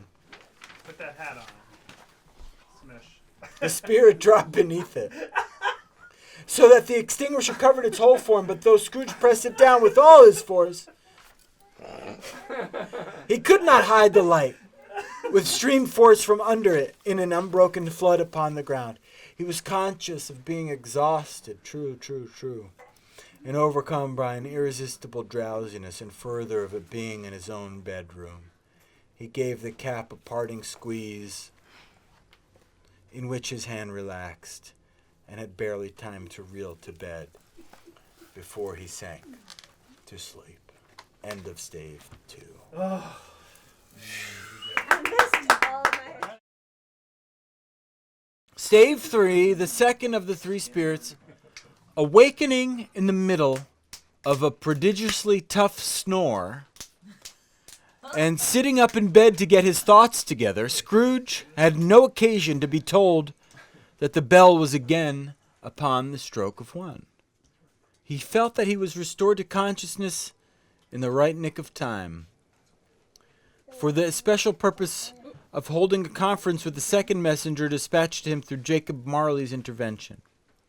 But finding that he turned uncomfortably cold when he began to wonder which of his curtains this new spectre would draw back, he put them every one aside with his own hands, and lying down again established a sharp lookout all around the bend, for he wished to challenge the spirit on the moment of its appearance, and did not wish to be taken by surprise, and made nervous reasonable.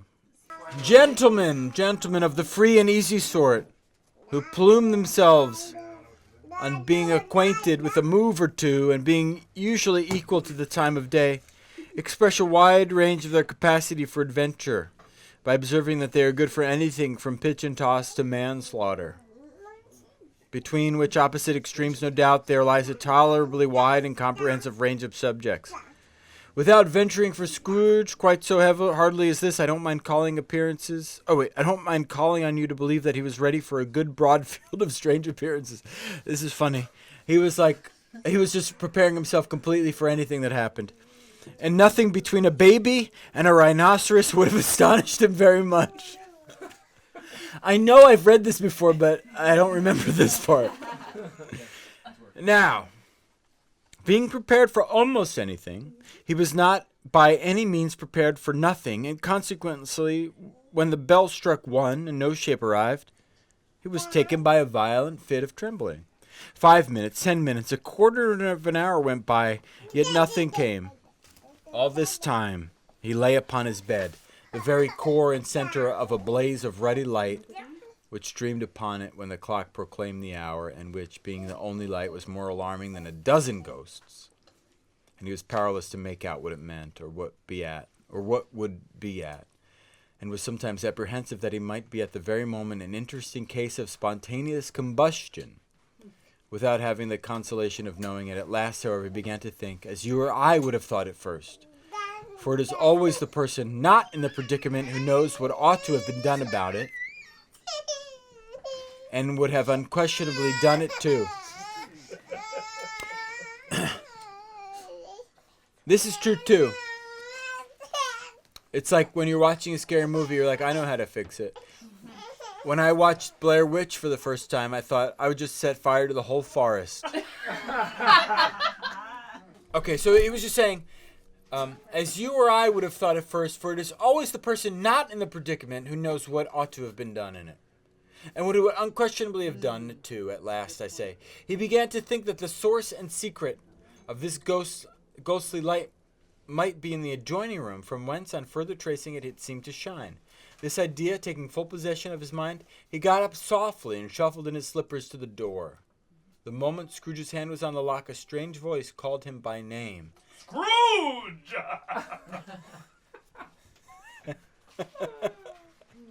I love that he laughs after it. Yeah. And bade him enter. Come in! And he obeyed. You know Bagoo? He obeyed. It was his own room. Wow! I didn't understand this. It was his own room. So he left his room and opened a door into his own room. Sort of dimensional kind of. There was no doubt about that, but it had undergone a surprising transformation. The walls and ceiling were so hung with living green that it looked like a perfect grove, from every part of which bright gleaming berries glistened. The crisp leaves of holly, mistletoe, and ivy reflected back the light as if so many little mirrors had been scattered there, and such a mighty blaze went roaring up the chimney as that a dull petrification of a hearth had never known in Scrooge's time, or Marley's, or for many and many a winter season gone. Heaped up on the floor to form a kind of throne were turkeys, geese, game, poultry, brawn, great joints of meat, sucking pigs. This is a throne, remind you. Are they alive or these are the meat, right? I think they're dead. Long wreaths of sausages, mince pies, plum puddings, barrels of oysters, luscious pears, immense 12th cakes, and seething bowls of punch. Seething. I need to get a piece of that seething bowl of punch. Made the chamber dim with their delicious steam. In each state upon this couch there sat a jolly giant, glorious to see, who bore a glowing torch in a shape not unlike Plenty's horn, and held it up, high up, to shed its light on Scrooge as he came peeping round the corner, round the door. Go. Come in! Come in and know me better, man! I am the ghost of Christmas present. Look upon me! Scrooge. Look at me! Hi, buddy. You have never seen the like of me before. Never. Have never walked forth with the younger brothers of my family, meaning, for I am very young, my elder brothers born in these later years. I don't think I have. I'm afraid I have not. Have you had many brothers, Spirit? More than 1,800. A tremendous family to provide for. I get it. Spirit, conduct me where you will. I went forth last night on compulsion, and I learned a lesson which is working now. Tonight, if you have aught to teach me, let me profit by it. Touch my robe. Scrooge did as he was told and held it fast. Holly, mistletoe, red berries, ivy, turkeys, geese, game, poultry, punch, all vanished instantly. So did the room, the fire, the ruddy glow, the hour of night, and they stood in the city streets on Christmas morning where, for the weather was severe, the people made a rough but brisk and not unpleasant kind of music, and scraping the snow from the pavement in front of their dwellings. So everything disappeared. He's holding it the whole time, probably. Okay. Right? And he's in the middle of the street, basically. You don't have to hold it. The house fronts looked black enough and the windows blacker, contrasting with the smooth white sheet of snow upon the roofs. And with the dirtier snow upon the ground, which last deposit had been plowed up in deep furrows by the heavy wheels of carts and wagons, furrows that crossed and recrossed each other hundreds of times, where the great streets branched off and made intricate channels. This is a long passage of narration, too. Hard to trace in the thick yellow mud and icy water, the sky was gloomy, and the shorter streets were choked up with dingy mist, half thawed, half frozen, whose heavier particles descended in a shower of sooty atoms, as if all the chimneys in Great Britain had by one consent caught fire and were blazing away to their dear hearts' content. There was nothing very cheerful in the climate of the town, and yet there was an air of cheerfulness abroad that the clearest summer air and brightest summer sun might have endeavored to diffuse in vain. For the people who were shoveling away on their housetops were jovial and full of glee, calling out to one another, and we can all call out to one another right now.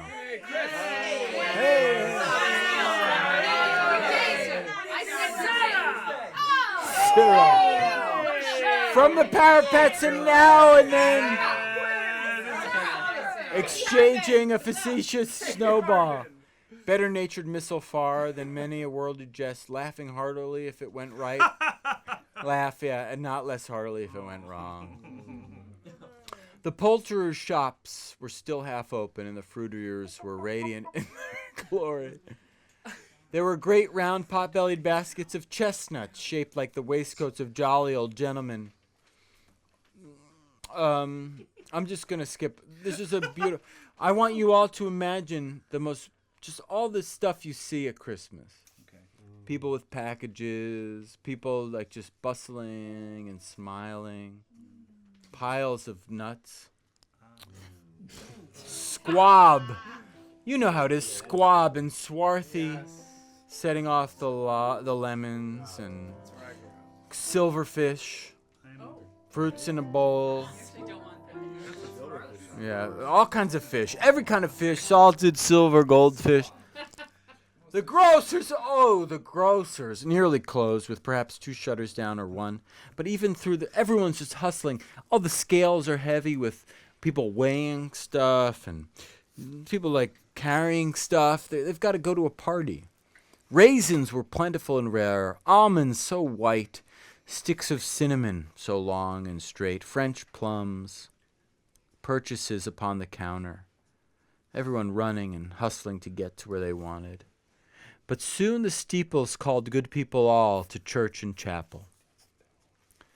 Bells, and away they came, flocking through the streets in their best clothes and with their gayest faces, and at the same time there emerged from scores of the street lanes and nameless turnings. Everyone's running to church. The sight of these poor revelers appeared to interest the spirit very much, for he stood with Scrooge beside him in a baker's doorway. This isn't Jed Baker, is his last name. And taking off the covers of their bearers' pass, sprinkled incense on their dinners from his torch. And it was a very uncommon kind of torch, for once or twice, when there were angry words between some dinner carriers who had jostled each other, he shed a few drops of water on them. Be mad, be angry. No, you're not. And their good fine. that's right, was restored directly. For they said it was a shame to quarrel upon Christmas Day, and so it was. God love it, so it was.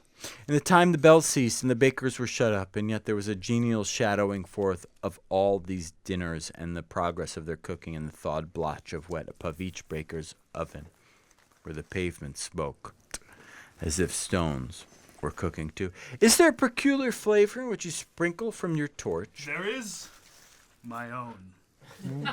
Well, would it apply to any kind of dinner on this day? To any kindly given, to a poor one most. Why to a poor one most? Because it needs it most. Spirit, I wonder You, of all the beings in the many worlds about us, should desire to cramp these people's opportunities of innocent enjoyment. I? You would deprive them of their means of dining every 7th day, often the only day on which they can be sent to dine at all. I? You seek to close these places on the 7th day, and it comes to the same thing. I seek? Forgive me if I am wrong. It has been done in your name, or at least in the name of your family. There are some upon this earth of yours who lay claim to know us, and who do their deeds of passion, pride, ill will, hatred, envy, bigotry, and selfishness in our name, who are as strange to us and all our kith and kin as if they never lived. Remember that, and charge their doings on themselves, not us. Scrooge promised that he would, Thank you. and went on, invisible as they had been before, into the suburbs of the town. It was a remarkable quality of the ghost, which Scrooge had observed at the baker's, that notwithstanding his gigantic size, he could accommodate himself into any place with ease, and that he stood beneath a low roof quite as gracefully and like a supernatural creature as it was possible he could have done in any lofty hall. And perhaps it was the pleasure the good spirit had in showing off this power of his, or else it was his own kind, generous, hearty nature and his sympathy with all poor men that led him straight to Scrooge's clerk's, for there he went, Bob Cratchit, and took Scrooge with him, holding him to his robe. And on the threshold of the door he smiled and stopped to bless Bob Cratchit's dwelling with the sprinklings of the torch. Think of that! Bob had but 15 bob a week himself. He pocketed on Saturdays but 15 copies of his Christian name, and yet the ghost of Christmas past blessed his 4-roomed house. Then up rose Mrs. Cratchit, Cratchit's wife, dressed in but poorly a twice-turned gown, but brave in ribbons, which are cheap, and made a goodly show for a 6pence. And she laid cloth, assisted by Belinda Cratchit, second of her daughters, also brave in ribbons, while Master Peter Cratchit plunged a fork into the saucepan, and getting the corners of his mitre shirt collar, in order of the day, into his mouth. Yeah, but you're running late. You'll come in a moment. Is rejoined himself so gallantly attired, and yearned to his linen fashion, blah, blah, blah. And now, 2 smaller Cratchits, a boy and a girl, Rich Tolman, came tearing and screaming that outside the baker's they had smelt the goose, and known it for their own, and blah, blah, blah, blah, blah, blah. Knocking, and so everything's cooking in this house, this poor people's house, until the slow potatoes, bubbling up, knocked loudly at the saucepan lid to be let out, and peeled. What has ever gone your precious father, then? And your brother, Tiny Tim, and Martha weren't as late as last Christmas Day by half an hour. Here's a girl. Who's a girl? Rich, you'll just do it. Here's Martha, Mother. Hurrah! There's such a goose, Martha. Yes, that's it. Perfect. Good. Why, bless your heart alive, my dear. How late you are. I'll be that. What a deal of work to finish up last night and had to clear away this morning. Who's Mama. Martha? Did I give Martha to someone? I think you gave me. You're Martha. You'll be Martha. I'll You'll be be Martha. That's yeah. fine. We did a deal of work to finish up last night and had to clear away this morning, Mother. Well, never you mind as long as you come. Sit ye down before the fire, my dear, and have a warm. Lord bless ye. No, there's Father coming. Hide, Martha, hide. Yes. So Martha hid herself, and in came little Bob, the father, with at least 3 feet of comforter, exclusive of the fringe, hanging down before him, and his threadbare clothes darned up and brushed to look seasonable, and Tiny Tim upon his shoulder. Alas, for Tiny Tim, he bore a little crutch. Who's little? Oh, Jeff, you're Tiny Tim. Okay. He bore a little crutch and has limbs supported by an iron frame. Tiny Tim, turn around so the world can see you. You're tiny, though. So you gotta be tiny, though. You gotta be tiny. Jeff, you're too big right now. What page? You're far too big. Tiny Tim. 21. What page? 21. This is just Tiny Tim. British accent. Get ready. I don't see the lines. You don't have a line. Keep going. All right. And Bob Cratchit, here we go. Why? Why, where's our Martha? Not coming. Oh, not coming on Christmas Day. Oh my God. Martha didn't like to seem disappointed, if it were only in joke, so she came out prematurely from behind the closet door and ran into his arms. And they bore off to his wash house that he might hear the pudding singing in the copper. And how did little Tim behave? As good as gold and better. Somehow he gets thoughtful, sitting by himself so much, and thinks the strangest things you ever heard. He told me, coming home, that he hoped the people saw him in the church because he was a cripple. And it might be pleasant to them to remember on Christmas Day who made the lame beggars walk and the blind men see. Bob's voice was tremulous when he told them this and trembled more. Can you do just that last line really trembling voice? Who made the lame beggars walk and the blind men see? Be steady, Bob. Anyway, yeah, he said that Tiny Tim was growing strong and hearty. His active little crutch was heard upon the floor, and back came Tiny Tim before another word was spoken, escorted by his brother and sister to his stool beside the fire, and with Bob turning up his sister. They do all this stuff, blah, blah, blah. They're all so happy. Such a bustle ensued that you might have thought a goose, the rarest of all bird, a feathered phenomenon to which a black swan was a matter of course.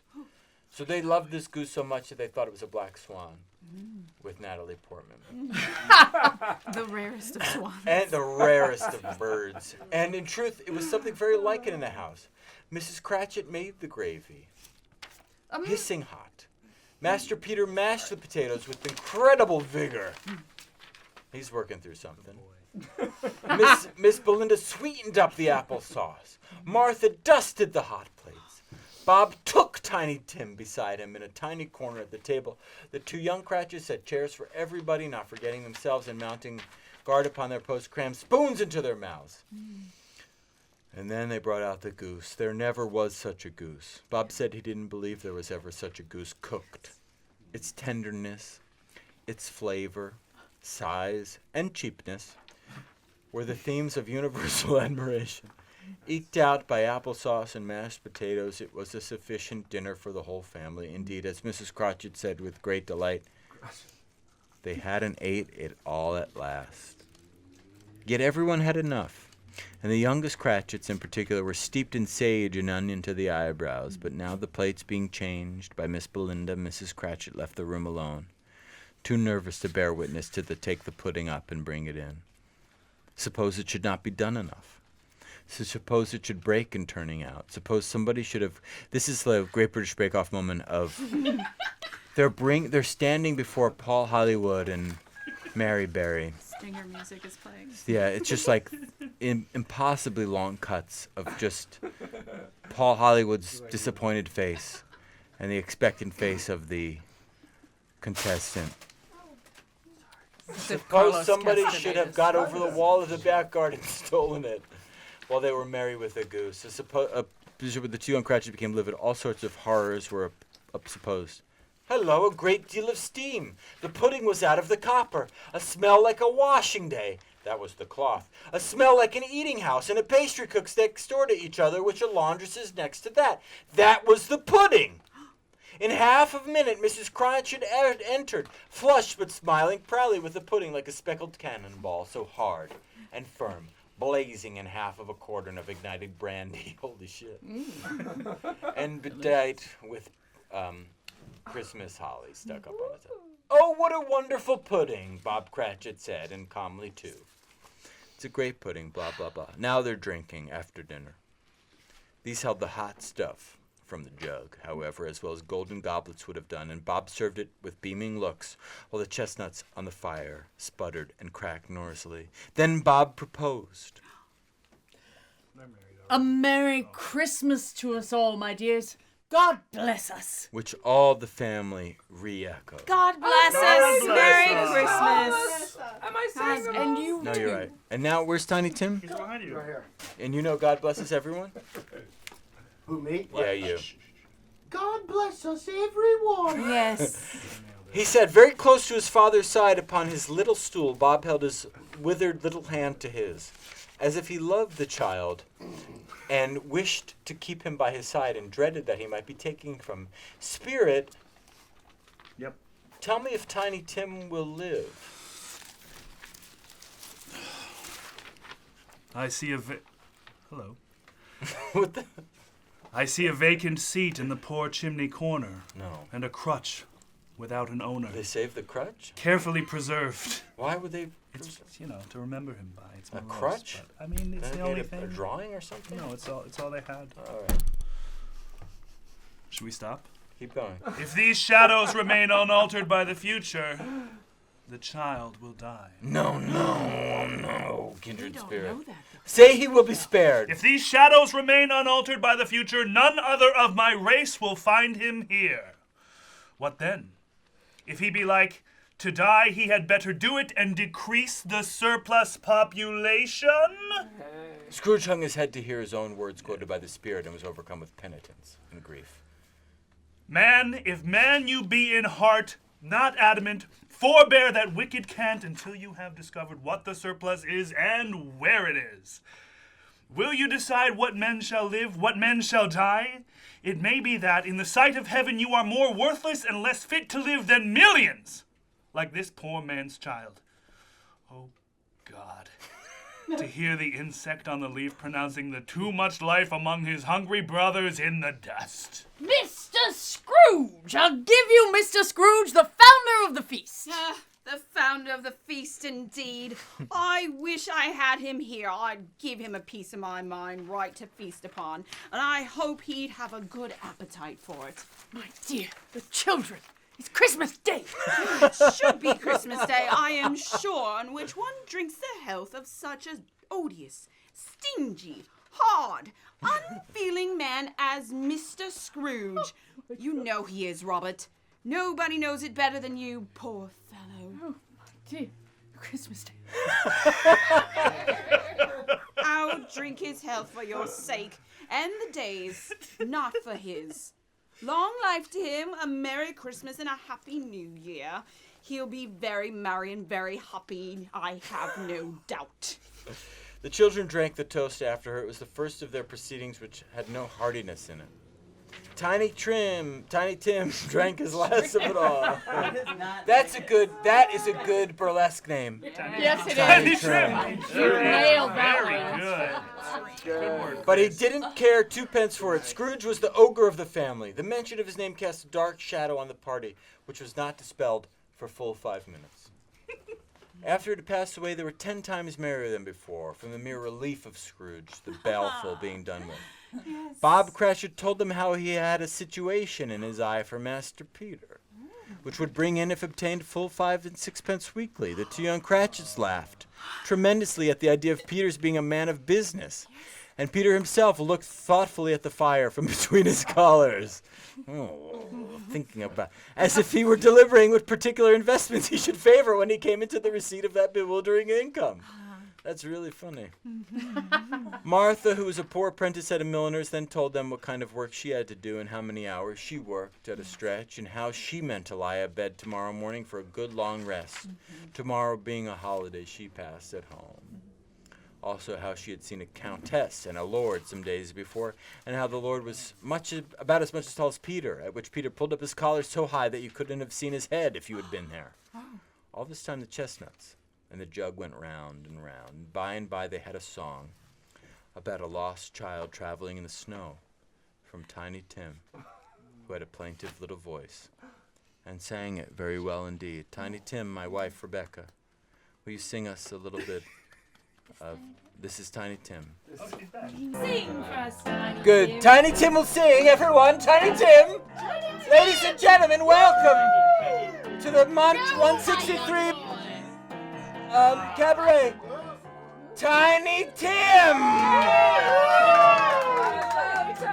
Tiny Tim! He's so small. Yeah. Sing for us. I don't know the words.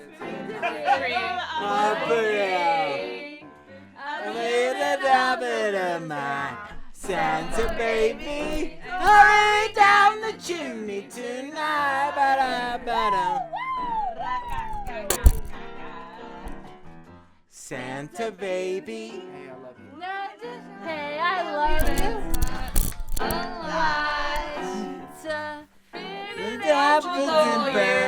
Santa beer. So hurry Down the chimney tonight. Tiny chimney, 'cause I'm Tiny Tim.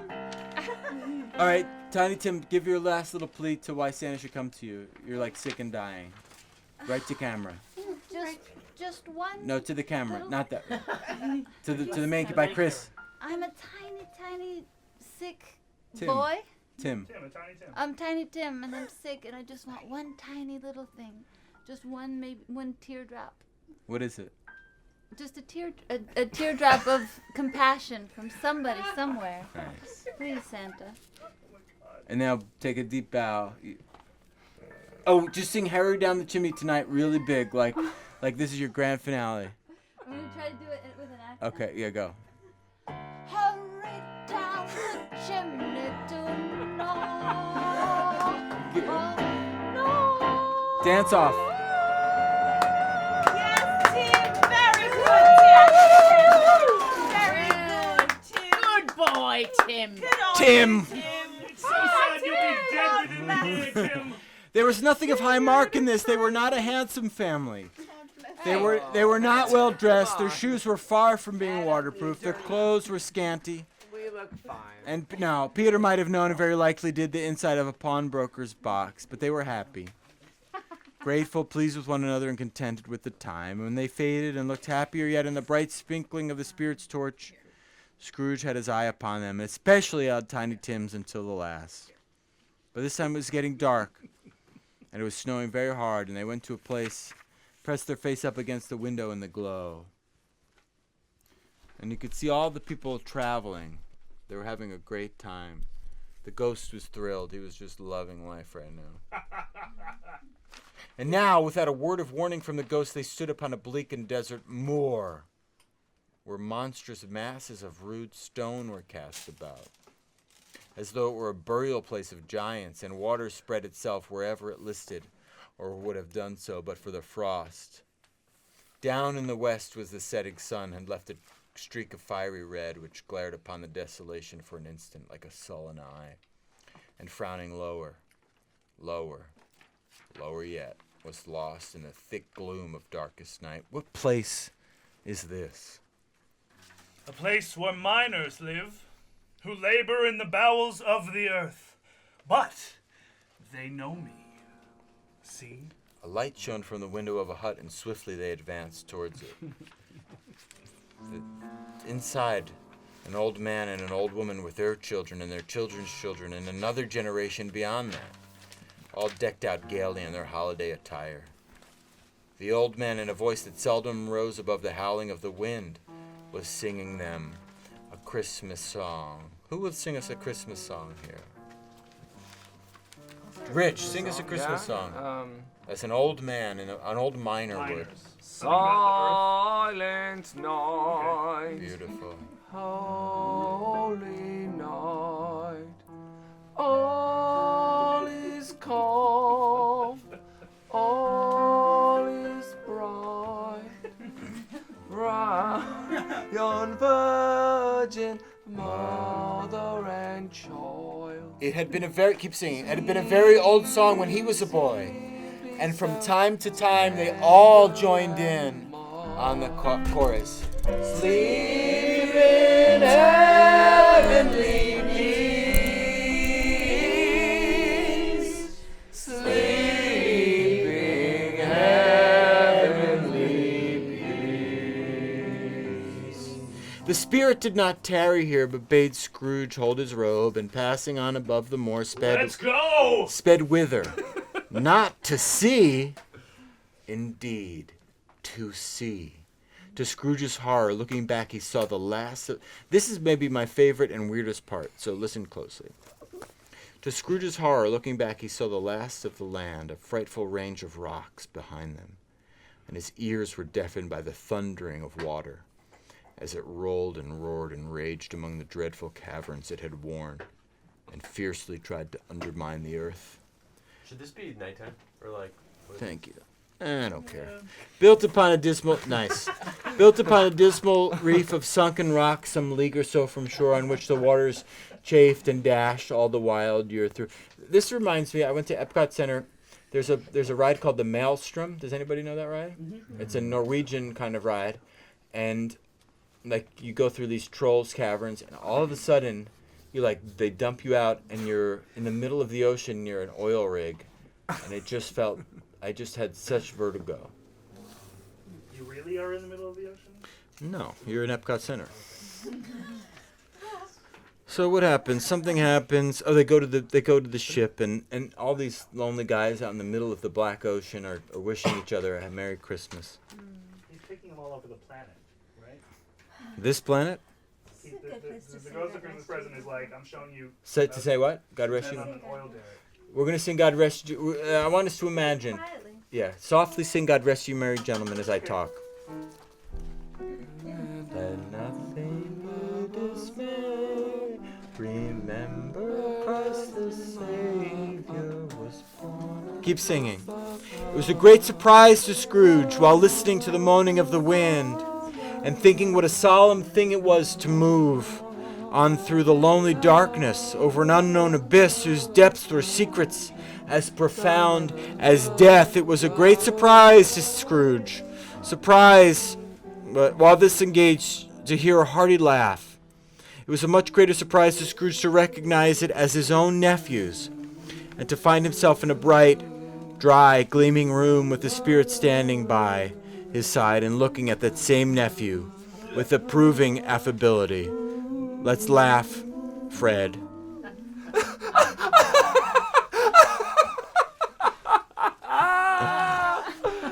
Oh, God, a crazy laugh. He's laughing.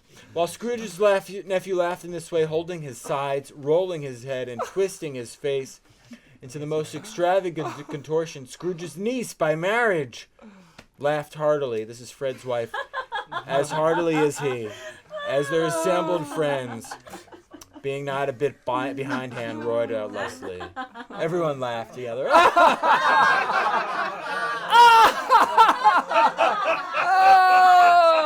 Oh, good one. Oh, yes. Oh. We're halfway now.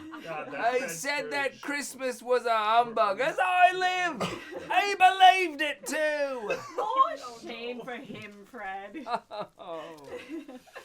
She was very pretty. Exceedingly pretty. With a dimpled, surprised-looking capital face, a ripe little mouth that seemed made to be kissed. As no doubt it was. That's my wife. There's all kinds of good little dots about her chin that melted into one another when she laughed, and the sunniest pair of eyes you ever saw in any little creature's head. Altogether, she was what you have called provoking, you know, but satisfactory too. Oh, perfectly satisfactory. Oh, he's a comical old fellow. Sent me off to boarding school in Ireland. That's the truth. And not so pleasant as he might be. However, his offences carry their own punishment, and I have nothing to say against him. I am sure he's very rich, Fred. At least you always tell me so. What of that, my dear? His wealth is of no use to him. He don't do any good with it. He don't make himself comfortable with it. He hasn't had the satisfaction of thinking, ha ha ha, you know that thought, ha ha, that he's ever going to benefit us with it. I have no patience for him. Apparently everyone agrees but me. Yes. Oh, I have? No, I have. I'm sorry for him. I couldn't be angry with him if I tried. Who suffers by his ill whims? Himself always. Here he takes it into his head to dislike us, and he won't come and dine with us. What's the consequence? He don't lose much of a dinner. Indeed, I think he loses a very good dinner. Oh. Everyone else says the same. Oh, it's delicious. Yes. You're a wonderful cook. Thank you. You do great work. Well, I am very glad to hear it because I haven't any great faith in these young housekeepers. What do you say, Topper? Topper had clearly got his eye upon one of Scrooge's niece's sisters, for he answered that a bachelor was a wretched outcast who had no right to express an opinion on the subject, whereat Scrooge's niece's sister, the plump one, with the lace tuckered, not the one with roses, blushed. Do go on, Fred. He never finishes what he begins to say. He's such a ridiculous fellow. Scrooge's nephew reveled in another laugh. Laugh. Go for it. I was only going to say. Oh, I was only going to say that the consequences of his taking a dislike to us and not making merry with us is, as I think, that he loses some pleasant moments, which could do him no harm. I'm sure he loses pleasanter companions than he can find in his own thoughts, either in his moldy old office or his dusty chambers. I mean, to give him the same chance every year, whether he likes it or not, for I pity him. He may rail at Christmas till he dies, but he can't help thinking better of it. I like this guy. I defy him.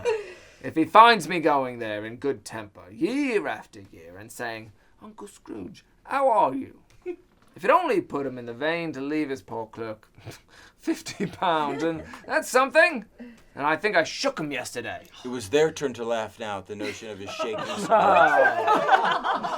But being thoroughly good-natured and not much caring what they laughed at, so they laughed at any rate, he encouraged them in their merriment and passed the bottle joyously. After tea, they had some music. They were a musical family. Let's play some music while I go to the bathroom. Music time, music interlude when we bury Pete. They had the music, they sang. Scrooge's niece played well upon the harp and played, among other tunes, a simple little air from Abbey Road. When this strain of music sounded, all the things that the ghost had shown him came upon his mind. And he softened more and more, and he thought that if he could have listened to it often years ago, he might have cultivated the kindness of life for his own happiness with his own hands, without resorting to the sexton spade that buried Jacob Marley. Keep playing, I like that. Actually, stop. But they didn't devote the whole evening to music. After a while, they played forfeits, so they're playing games, they're fucking around, blah, blah, blah.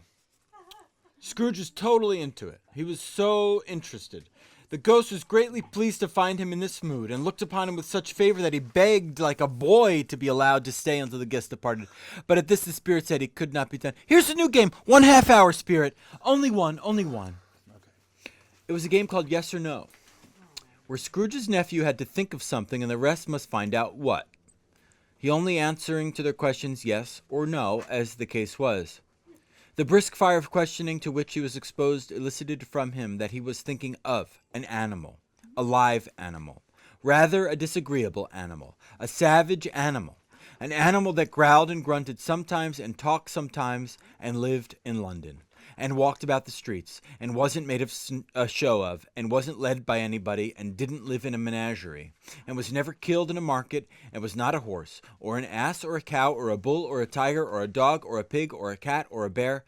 At every fresh question that was put to him, this nephew burst into a fresh roar of laughter, and was so inexpressibly tickled that he was obliged to get up off the sofa and stamp. I'm going to stay on the sofa. At last, the plump sister, falling into a similar state, cried out, I have found it out! Yes. I know what it is, Fred. I know what it is! What is it? It's your Uncle Scrooge! Which it certainly was. Admiration was the universe. Why did you keep me here for this? High five ever.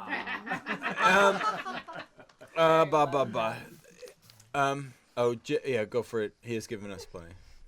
Fred. Oh, he has given us plenty of merriment, I am sure, and it would be ungrateful not to drink to his health. Here's a glass of mulled wine rosé ready to our own hand at the moment, and I say, Uncle Scrooge! Well, Uncle Scrooge! A Merry Christmas and a Happy New Year to the old man, whatever he is. He wouldn't take it from me, but he can have it. Nevertheless, Uncle Scrooge.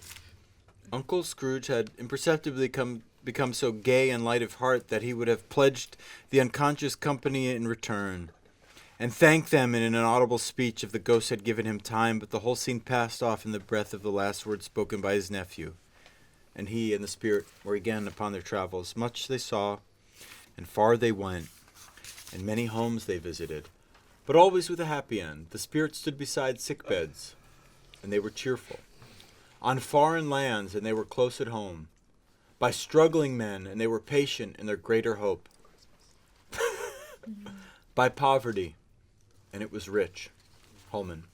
In almshouse, hospital, and gal, in misery's every refuge, where vain man in his little brief authority had not made fast the door and barred the spirit out, he left his blessing, and taught Scrooge his precepts. It was long night, if it were only a night. But Scrooge had his doubts of this, because the Christmas holidays appeared to be condensing into the space of time they passed together. It was strange, too, that while Scrooge remained unaltered in his outward form, the ghost grew older. Clearly older. Scrooge had observed this change, but never spoke of it out of politeness, I guess. It's rude to notice when someone is getting drastically older by the second next to you. But never spoke of it until they left the children's 12th night party, when looking at Scrooge as they stood together in an open place, he noticed that its hair was gray. Are spirits' lives so short? My life upon this globe is very brief. It ends tonight. Tonight? Tonight, at midnight, hark! The time is drawing near. The chimes were ringing at 11:75 at the moment. There it is. Forgive me if I'm not justified in what I ask. 3/4, that's right. Oh, 4. But I see something strange and not belonging. This part is really... I'm going to move all the branches away from this. Forgive me if I'm not justified in what I ask. But I see something strange and not belonging to yourself protruding from your skirts. Is it a foot or a claw? It might be a claw, for the flesh there is upon it. Look here! From the folding of its robe, it brought 2 children, wretched. Should we have the children, or? Yeah, they're. Just imagine the children. Abject, frightful, hideous, miserable. Nice, yeah. They knelt down at its feet and clung upon the outside of its garment. Oh, man. Look here. Look! Look down here! They were a boy and a girl. Yellow, meager, ragged, scowling, wolfish, but prostrate too in their humility. Where graceful youth should have filled their features out and touched them with its freshest tints, a stale and shriveled hand, like that of age, had pinched and twisted them and pulled them into shreds. Where angels might have sat enthroned, devils lurked and glared out menacing. No change, no degradation, no perversion of humanity in any grade through all the mysteries of the wonderful creation, as monsters half so horrible and dread. Scrooge started back, appalled. Having then shown to him in this way, he tried to say they were fine children. Oh, they're okay. No. I know They're great. They're totally perfect, regular children. I know they're not. It's the whole point. Oh, they're regular. These are great, fine They're disgusting. children. It's fine. The senator. But the words choked themselves. Oh, these are cute kids. Rather than be parties to a lie of such enormous magnitude. Spirit, are they yours? They are man's. And they cling to me, appealing from their fathers. This boy is ignorance, this girl is want. Beware them both, and all of their degree. But most of all, beware this boy, for on his brow I see that which is written is doom, unless the writing be erased. Deny it, slander those who tell it ye, admit it for your factious purposes, and make it worse, and bide the end. Have they no refuge or resource? Are there no prisoners? Prisons? Are there no workhouses? The bell struck 12. Scrooge looked about him for the ghost and saw it not. As the last stroke ceased to vibrate, he remembered the prediction of old Jacob Marley, and lifting up his eyes, beheld a solemn phantom, draped and hooded, coming like a mist. along the ground toward him. The end of the stave.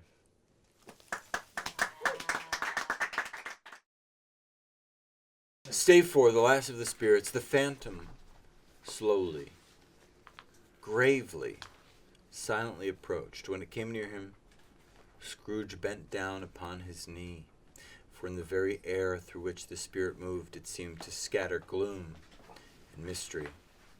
It was shrouded in a deep black garment which concealed its head, its face, its form, and left nothing of it visible, save one outstretched hand. But for this it would have been difficult to detach its figure from the night and separate it from the darkness by which it was surrounded. He felt that it was tall and stately when it came beside him, and that its mysterious presence filled him with a solemn dread. Chris, can you pause for just 2 seconds? Yeah, what? I just gotta restart. All right, we're restarting the live. You know, we don't have anyone performing as the Ghost of Christmas Future, because I think we each have our own vision of whatever that fear is. Should we all talk at the same time? Yeah, let's all talk at the same time. That's good. We each we have that vision in our head that is the thing we fear, or the idea or the event that we fear looming, and so that can be the whatever of Christmas. You know, I remember. Are we rolling? Yeah. I remember. Wait, are we all gonna speak at the same time? No, you don't have to. Just listen. I like it. All right, I'll speak at the same time very softly while I speak louder than everyone. Yeah, just We have whisper. 0 viewers, so we can do whatever we want. A ghost of the future. I will say this. I had to read. Yeah, I know. Now I feel like we can do whatever we want. Yeah. I prefer it when no one's watching. Yeah. Everyone wants to be a celebrity, and you're like, oh, but everyone's watching For the you. You're spirit trapped. realm. It's terrible. I read a book called Tuesdays with Maury, and Maury said, "Dance like no one's watching." And I thought, you know I will, Maury. We'll all whisper like we're the ghosts of the future. Whisper like the ghost. Okay. Let me just tell this little story. Action. When I was a boy, I would wish. I remember, like in 11 or 12, I would just wish, let me have one more Christmas where no one dies. And I've been very lucky. I've had many, many Christmases like that. And there's always that looming fear that things will change. Change is the hardest thing for mankind to deal with. Anyway. He felt that it was tall and stately when it came beside him. He knew no more, for the spirit neither spoke nor moved. I am in the presence of the ghost of Christmas yet to come, said Scrooge. The spirit answered not, but pointed onward with its hand. You are about to show me the shadows of things that have not happened but will happen in the time before us, said Scrooge. Is that so, spirit? The upper portion of the garment was contracted for an instant in its folds, as if the spirit had inclined its head. That was the only answer he received. Although well used to ghostly company by this time, Scrooge feared the silent shape so much that his legs trembled beneath him, and he found that he could hardly stand when he prepared to follow it. The spirit paused a moment, as observing his condition, and giving him time to recover. But Scrooge was all the worse for this. It thrilled him with a vague, uncertain horror to know that, behind the dusky shroud, there were ghostly eyes intently fixed upon him, while he, though he stretched his own to the utmost, could see nothing but a spectral hand, and one great heap of black. "Ghost of the future," he exclaimed, "I fear you more than any spectre I have seen, but as I know your purpose is to do me good, and as I hope to live to be another man from what I was, I am prepared to bear your company and do it with a thankful heart. Will you not speak to me?"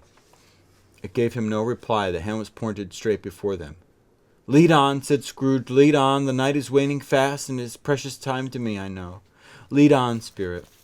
The phantom moved away as it had come towards him. Scrooge followed in the shadow of its dress, which bore him up, he thought, and carried him along.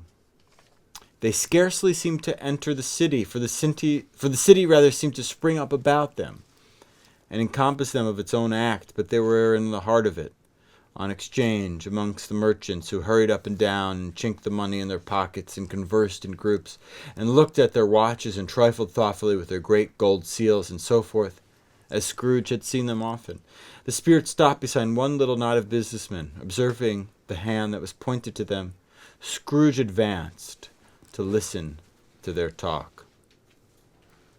This is Chin. Who's Chin? Becky? Becky, I think you're Chin. I am. I think you might be. Yeah, you seem like a Chin. Look on the front of your script. Well, this is just... It's gone. All right, you're Chin. You're Chin. You're Chin. Spit up. 28. Hawk, spit up? No, like just dribble, crack. Okay. Dribble. Top of page 28. Top of page 28? No. Oh, yeah, no. Said, No. said a great fat man with a monstrous chin.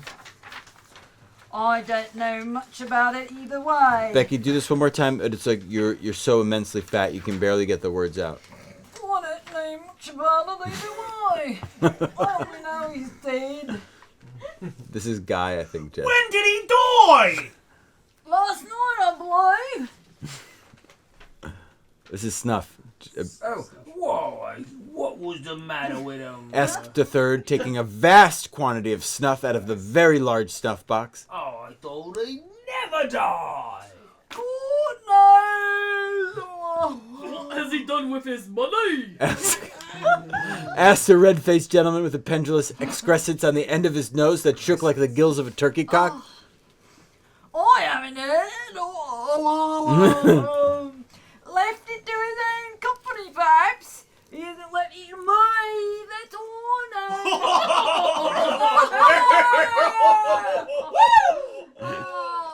It's likely to be a very cheap funeral. For upon my life, I don't know of anybody to go to it. Suppose we make up a party and volunteer? I don't mind going to lunch if it's provided. But I must be fed if I make one.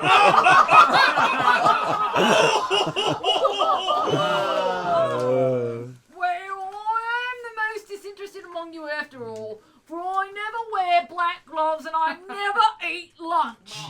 But I'll offer to go if anybody else will. When I come to think of it, I'm not at all sure that I wasn't his most particular friend, for we used to stop and speak whenever we met. Bye-bye. Speakers, boy.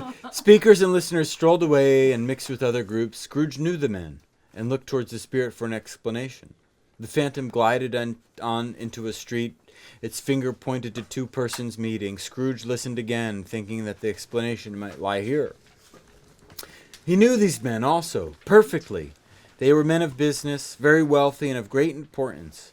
He had made a point always of standing well in their esteem, in a business point of view, that is. Strictly in a business point of view. How are you? How are you? Well, old Scratch has got his own at last, eh? So I'm told. Cold, isn't it? Seasonable for Christmas time. You are not a good skater, I suppose. No. Something else to think of. Good morning. Not another word. That was their meeting, their conversation, and their parting. Scrooge was at first inclined to be surprised that the spirit should attach importance to conversations apparently so trivial, but feeling assured that they must have some hidden purpose, he set himself to consider what it was likely to be. They could scarcely be supposed to have any bearing on the death of Jacob, his old partner, for that was past, and this ghost province was the future. Nor could he think of anyone immediately connected with himself to whom he could apply them, but nothing doubting that, to whomever they applied, they had some latent moral for his own improvement. He resolved to treasure up every word he heard and everything he saw, and especially to observe the shadow of himself when it appeared. He was looking for himself in the future. For he had an expectation that the conduct of his future self would give him the clue he missed, and would render the solution of these riddles easy. He looked about in that very place for his own image, but another man stood in his accustomed corner. And though the clock pointed to his usual time of day for being there, he saw no likeness of himself among the multitudes that poured in through the porch. It gave him little surprise, however, for he had been revolving in his mind a change of life, and thought and hoped he saw his newborn resolutions carried out in this. Quiet and dark, beside him stood the phantom with its outstretched hand. When he roused himself from his thoughtful quest, he fancied from the turn of his hand and his situation in reference to himself that the unseen eyes were looking keenly upon him. It made him shudder, and feel very cold. They left the busy scene and went to an obscure part of the town where Scrooge had never penetrated before, although he had recognized its situation and its bad repute. The ways were foul and narrow, the shops and houses wretched, the people half naked, drunken, slipshod, ugly. Alleys and archways, like so many cesspools, disgorged their fences of smell and dirt and life upon the straggling streets. And the whole quarter reeked with crime. This is good. This is like a noir, with filth and misery. Far in this den of infamous resort, there was a low-browed beetling shop below a penthouse roof, where iron, old rags, bottles, bones, and greasy offal were bought.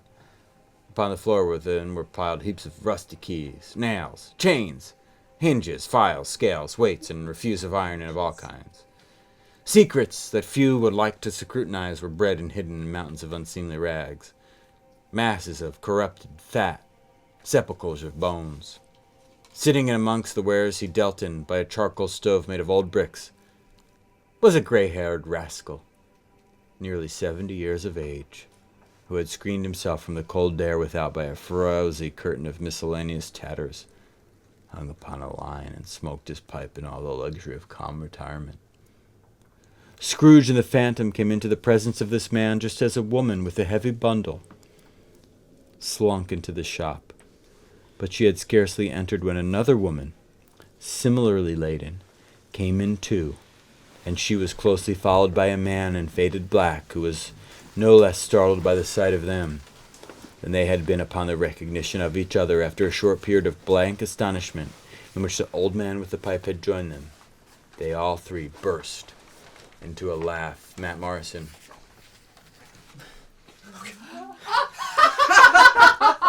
Let the charwoman alone to be first. Let the laundress alone to be second. Let the undertaker's man alone to be third. Look at old Joe. Here's a chance. It's Keith Richards. If we haven't all three met here without meeting it. You couldn't have met me in a better place. Come into the parlor. You were made free of it long ago, you know. And the other two aren't strangers. Stop till I shut the door of the shop. Ah! How it squeaks! There aren't such a rusty bit of metal in the place as its own hinges, I believe, and I am sure there's no such old bones here as mine. Terrible. We're all suitable to our calling. We're all matched. Come into the parlor. Come into the parlor. The parlor was the space behind the screen of rags. The old man raked the fire together with an old stair rod, and having trimmed his smoky lamp, for it was night, with the stem of his pipe, put it in his mouth again. While he did this, the woman who had already spoken threw her bundle on the floor and sat down in a flaunting manner on a stool, crossing her elbows on her knees and looking with bold defiance at the other two. Charwoman.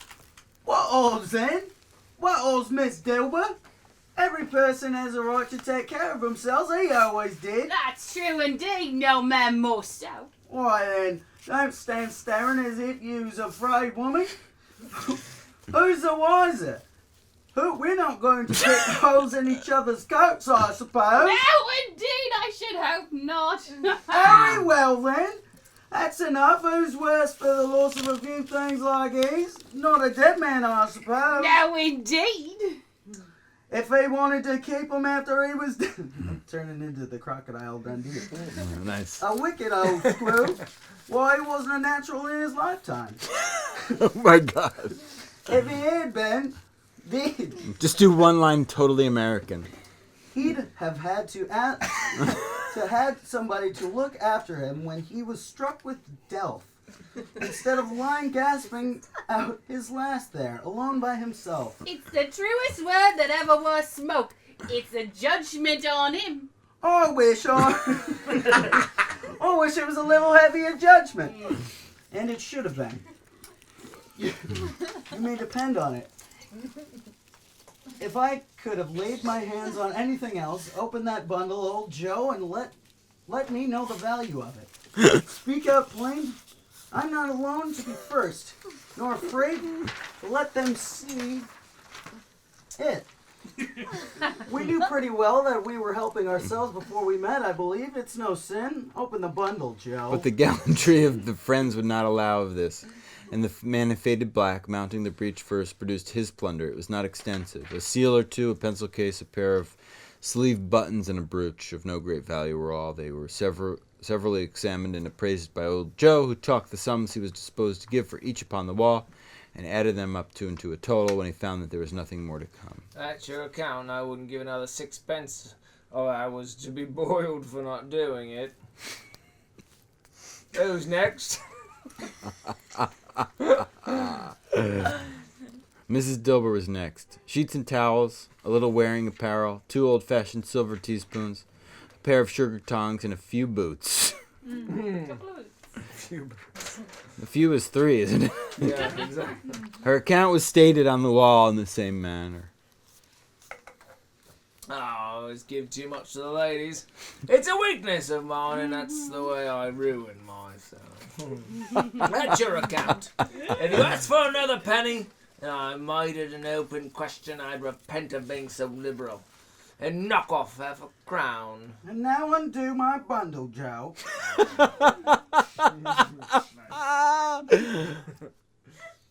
Joe went down on his knees for the greater convenience of opening it, and having unfastened a great many knots, dragged out a large, heavy roll of some dark stuff. What do you call this? Bed curtains? Ah, bed curtains! You don't mean to say you took 'em down, rings and all, with 'em lying there? Yes, I do. Why not? You were born to make your fortune, and you'll certainly do it. I certainly shan't hold my hand when I can't get anything in it by reaching out. For the sake of such a man as he was, I promise you, Joe. Don't drop the oil upon the blankets now. Those blankets? Oh, Elsie, do you think? Hey, is it likely to take a cold out with him, I dare say? I hope he didn't die of anything catching, eh? Bedbugs on? AMC on 42nd. Oh, I had the 19th Street, whatever that was. the Regal. Yeah. Mm-hmm. Don't be afraid. Don't be afraid of it. Jeez, it's just all over the place. I ain't so fond of his company, and I loaded about for such things if he did. Ah! You may look through that shirt till your eyes ache, but you won't find it in a hole nor a head wire in place. It's the best he had, and a fine one too. They'd have wasted it if it hadn't been for my... What do you call wasting it? Put it on him to be buried in, to be sure. Somebody was fool enough to do it, but I took it off again. If calico ain't good enough for such a purpose, it isn't good enough for anything. It is quite becoming to the body. And he can't look ugly if he does that one. It's Bill Cosby. Testing him out. Fooled again. Scrooge listened to this dialogue in horror. As they sat grouped about their spoil in the scanty light afforded by the old man's lamp, he viewed them with a detestation and disgust which could hardly have been greater, though they had been obscene demons marketing the corpse itself. That's the end of it, you see. He frightened everybody away from him when he was alive, to profit us when he was dead. That was Bill Cosby. Spirit! I see the case of this unhappy man might be my own. My life tends that way now. Merciful heaven, what is this? He recoiled in terror, for the scene now had changed, and now he almost touched a bed, a bare, uncurtained bed, on which, beneath a ragged sheet, there lay something covered up, which, though it was dumb, announced itself in awful language. The room was very dark, too dark to be observed with any accuracy. Though Scrooge glanced round it in obedience to a secret impulse, anxious to know what kind of room it was, a pale light, rising in the outer air, fell straight upon the bed, and on it, plundered and bereft, unwatched, unwept, uncared for, was the body of this man. Scrooge glanced toward the phantom. Its steady hand was pointed to the head. The cover was so carelessly adjusted that the slightest raising of it, the motion of a finger upon Scrooge's part, would have disclosed the face. He thought of it, felt how easy it would be to do, and longed to do it. But he had no more power to withdraw the veil than to dismiss the spectre at his side. Oh, cold, cold, rigid, dreadful death, set up thine altar here, and dress it with such terrors as thou hath at thy command, for this is thy dominion. But of the loved, revered, and honored head thou canst not turn one hair to thy dread purposes, or make one feature odious. It is not the hand is heavy, and will fall down and released. It is not that the heart and pulse are still, but the hand was open, generous and true, the heart brave, warm and tender, and the pulse a man's. Strike, shadow, strike, and see his good deed springing from the wound to sow the world with life immortal. No voice pronounced these words in Scrooge's ears, and yet he heard them when he looked upon the bed. He thought, if this man could be raised up now, what would be his foremost thoughts? Avarice, hard-dealing, griping cares? They have brought him to his rich end truly.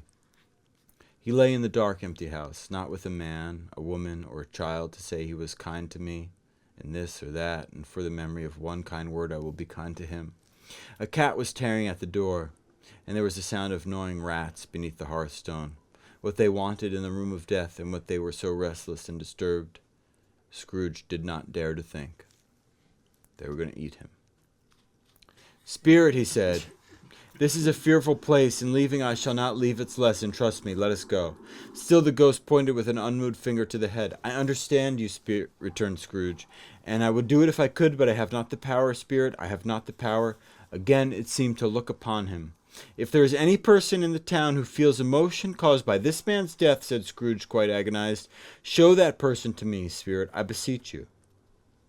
The phantom spread its dark robe before him for a moment like a wing, and withdrawing it he revealed a room by daylight where a mother and her children were. She was expecting someone, and with anxious eagerness, for she walked up and down the room, starting and sounding. She's looking for someone. Finally her husband came. He sat down to the dinner that had been hoarding for him by the fire, and when she asked him faintly what news was, she was not until after a long silence.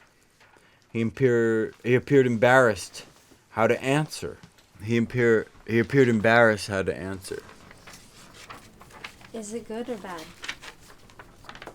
Bad. We are quite ruined. No, there is hope yet, Caroline. If he relents, there is. Nothing is past hope if such a miracle has happened. He is past relenting. He is dead. She was a mild and patient creature, if her face spoke the truth, but she was thankful in her soul to hear it. And she said so with clasped hands. She prayed forgiveness the next moment and was sorry, but the first was the emotion of her heart. Husband. What the half-drunken woman who, I told you last night, said to me, I'm sorry about that, when I tried to see him and obtain a week's delay, and what I thought was a mere excuse to avoid me, turns out to have been quite true. He was not only very ill, but dying then. To whom will our debt be transferred? I don't know. But before that time, we shall be ready with the money, and even though we were not, it would be bad fortune indeed to find so merciless a creditor and his successor. We may sleep tonight with light hearts, Caroline.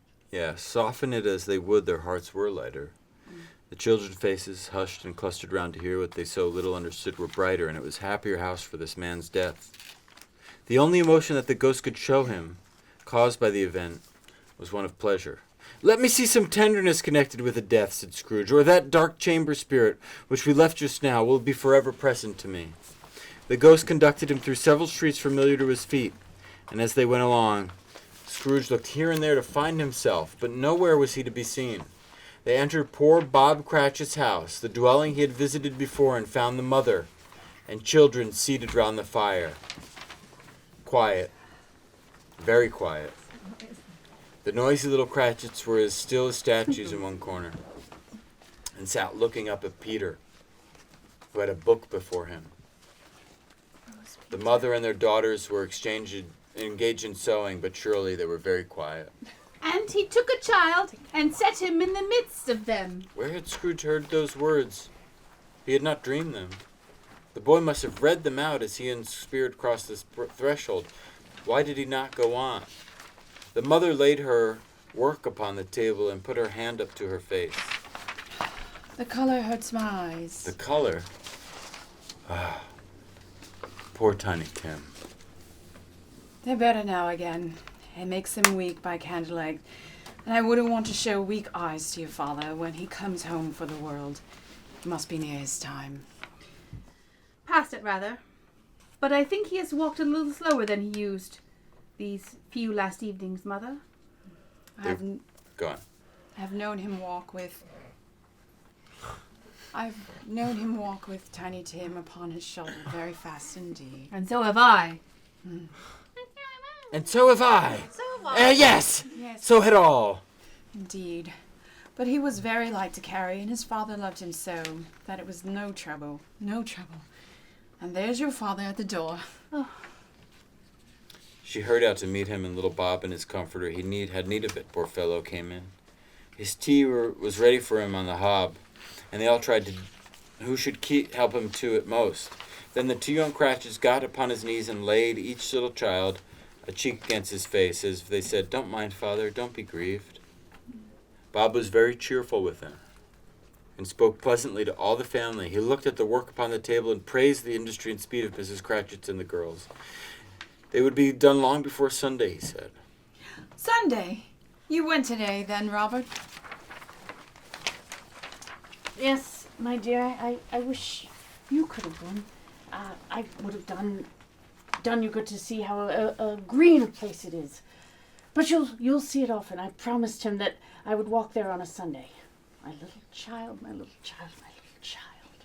He broke down all at once. He couldn't help it. If he could have helped it, he and his child would have been farther apart, perhaps, than they were. He left the room and went upstairs in the room above, which was lighted cheerfully and hung with Christmas. There was a chair. There were signs of someone having been there lately. Poor Bob sat down in it. And when he had thought a little and composed himself, he kissed the little face. He was reconciled to what had happened and went down again quite happy. They drew about the fire and talked. The girls and mother working still. Bob told them of the extraordinary kindness of Mr. Scrooge's nephew, Fred, whom they had seen but once, and who, meeting with him in the other street that day and seeing that he looked just a little down, said Bob, inquired what had happened to distress him. On which, for he is the pleasantest spoken gentleman you ever heard, I told him I am heartily sorry for it, Mr. Cratchit. Miss Cratchit, he said, and heartily sorry for your good wife. By the by, however, he knew that I don't know. You what, my dear? Grieve. Why, that you were a good wife. Everybody knows that. Very well observed, my boy. I hope they do. Heartily sorry, he said, for your good wife. If I can be of service to you in any way, he said, giving me his card. And that's where I live. Pray come to me. Now, it wasn't for the sake of anything he might be able to do for us so much as for his kind way that this was quite delightful. It really seemed as if he had known our Tiny Tim and felt with us. I'm sure he was a good soul. You would be sure of it, my dear, if you saw and spoke to him. I shouldn't be at all surprised, mark what I say, if he got Peter a better situation. Only hear that, my dear Peter. Only hear that, Peter. Rich, will you be this person? And then... Daughter. Yeah. Oh, yeah. And then Peter will begin accompanying with someone and setting up for himself. Get along with you. Go away. Oh. It's just as likely as not one of these days. Though there's plenty of time for that, my dear. But However, and whenever we part from one another, I'm sure we shall none of us forget. Oh, Tiny. Shall we? As this first parting that there is among us. Never, Father, never. Cobb, Never. No, never, no. Very happy. I am very happy. Mrs. Cratchit kissed him, and his daughters kissed him, and the two young Cratchits kissed him, and Peter and himself shook hands. Spirit of Tiny Tim, thy childless essence was from God. Spectre, something informs me that our parting moment is at hand. I know it, but I know not how. Tell me what man that was whom we saw lying dead. The ghost of Christmas yet to come conveyed him as before through at a different time. He thought, indeed, there seemed to be no order in these later visions, save that they were in the future, into the resorts of businessmen, but showed him not himself. Indeed, the spirit did not stay for anything, but it went straight on, as to the end just now desired, until it besought by Scrooge to tarry for a moment. This court, said Scrooge, through which we hurry now, is where my place of occupation is. It has been for a length of time. I see the house. Let me behold what I shall be in days to come. The spirit stopped. His hand was pointed elsewhere. The house is yonder. Why do you point away? The inexorable finger underwent no change. Scrooge hastened to the window of his office and looked in. It was an office still, but not his. The furniture was not the same, and the figure in the chair was not himself. The phantom pointed as before. He joined it once again, and wondering why and whither he had gone, accompanied it until they reached an iron gate. He paused to look round before entering. A churchyard. Here, then, the wretched man whose name he had known to learn lay underneath the ground. It was a worthy place, walled in by houses, overrun by grass and weeds, the growth of vegetation's death, not life. Choked up with too much burying. Fat, with repleted appetite. A worthy place. The spirit stood among the graves, pointed down to one. He advanced toward it trembling. The phantom was exactly as it had been, but he dreaded that he saw a new meaning in its solemn shape. Before I draw nearer to that stone which you point, said Scrooge, answer me one question. Are these the shadows of the things that will be, or they shadows of the things that may be only? Still the ghost pointed downward to the grave by which it stood. Men's courses will foreshadow certain ends, to which, if persevered in, they must lead, said Scrooge. But if the courses be departed from, the ends will change. Say it thus, what you show me. The spirit was as immovable as ever. Scrooge crept towards it, trembling as he went, and following the finger, read upon the stone of the neglected grave his own name. Ebenezer Scrooge. Am I that man who lay upon the bed? He cried upon his knees. The finger pointed from the grave to him and back again. No, spirit. Oh, no, no. The finger was still there. Spirit, he cried, tight clutching at his robe. Hear me. I am not the man I was. I will not be the man I must have been, but for this intercourse. Why show me this, if I am past all hope? For the first time the hand appeared to shake. Good spirit, he pursued. As down upon the ground he fell. Your nature intercedes for me and pities me. Assure me that I may yet change these shadows you have showed me and alter life. The kind hand trembled. I will honor Christmas in my heart and try to keep it all the year. I will live in the past, the present, the future. The spirits of all three shall strive within me. I will not shut out the lessons they teach. Oh, tell me that I may sponge away the writing on the stone. In his agony, he caught the spectral hand. He sought to free himself, but he was strong in his entreaty, and detained it. The spirit, stronger yet, repulsed him. Holding up his hands, in a last prayer to have his fate reversed, he saw an alteration in the phantom's hood and dress. It shrank, collapsed, and dwindled down into a bedpost. The end of Stave 4. Stave 5, the end of it. Yes, and the bedpost was his own. The bed was his own. The room was his own. Best and happiest of all, the time before him was his own, to make amends in. I will live in the past, the present, and the future, Scrooge repeated as he scrambled out of bed. The spirits of all three shall strive within me. Oh, Jacob Marley, heaven and the Christmas time be praised for this. I say it on my knees, old Jacob, on my knees. He was so fluttered and so glowing with his good intentions that his broken voice would scarcely answer to his call. He had been sobbing violently in his conflict with the spirit, and his face was wet with tears. "They are not torn down," cried Scrooge, folding his own bed curtains in his arm. "They are not torn down, rings and all. They are here, I am here. The shadow of the things that would have been may be dispelled. They will be. I know they will." His hands were busy with his garments all this time, turning them inside out, putting them on upside down, tearing them, mislaying them, making them parties to do every kind of extravagance. "I don't know what to do," cried Scrooge, laughing and crying in the same breath and making a perfect lacoon of himself with his stockings. "I am light as a feather. I am happy as an angel. I am as merry as a schoolboy. I am as giddy as a drunken man. A Merry Christmas to everybody. A Happy New Year to all the world. Hello, here. Whoop, hello." He had frisked into the sitting room, was now sitting in there, perfectly winded. "There's the saucepan that the gruel was in," cried Scrooge, starting off again and going around the fireplace. "There's the door by which the ghost of Jacob Marley entered. There's the corner where the ghost of Christmas Past sat. There's the window where I saw the wandering spirits. It's all right. It's all true. It all happened. Ha ha ha! Really, for a man who had been out of practice for so many years, it was a splendid laugh.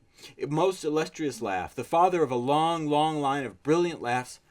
"I don't know what day of the month it is," said Scrooge. "I don't know how long I've been among the spirits. I don't know anything. I'm quite a baby." "Never mind, I don't care. I'd rather be a baby. Hello, whoop, hello there!"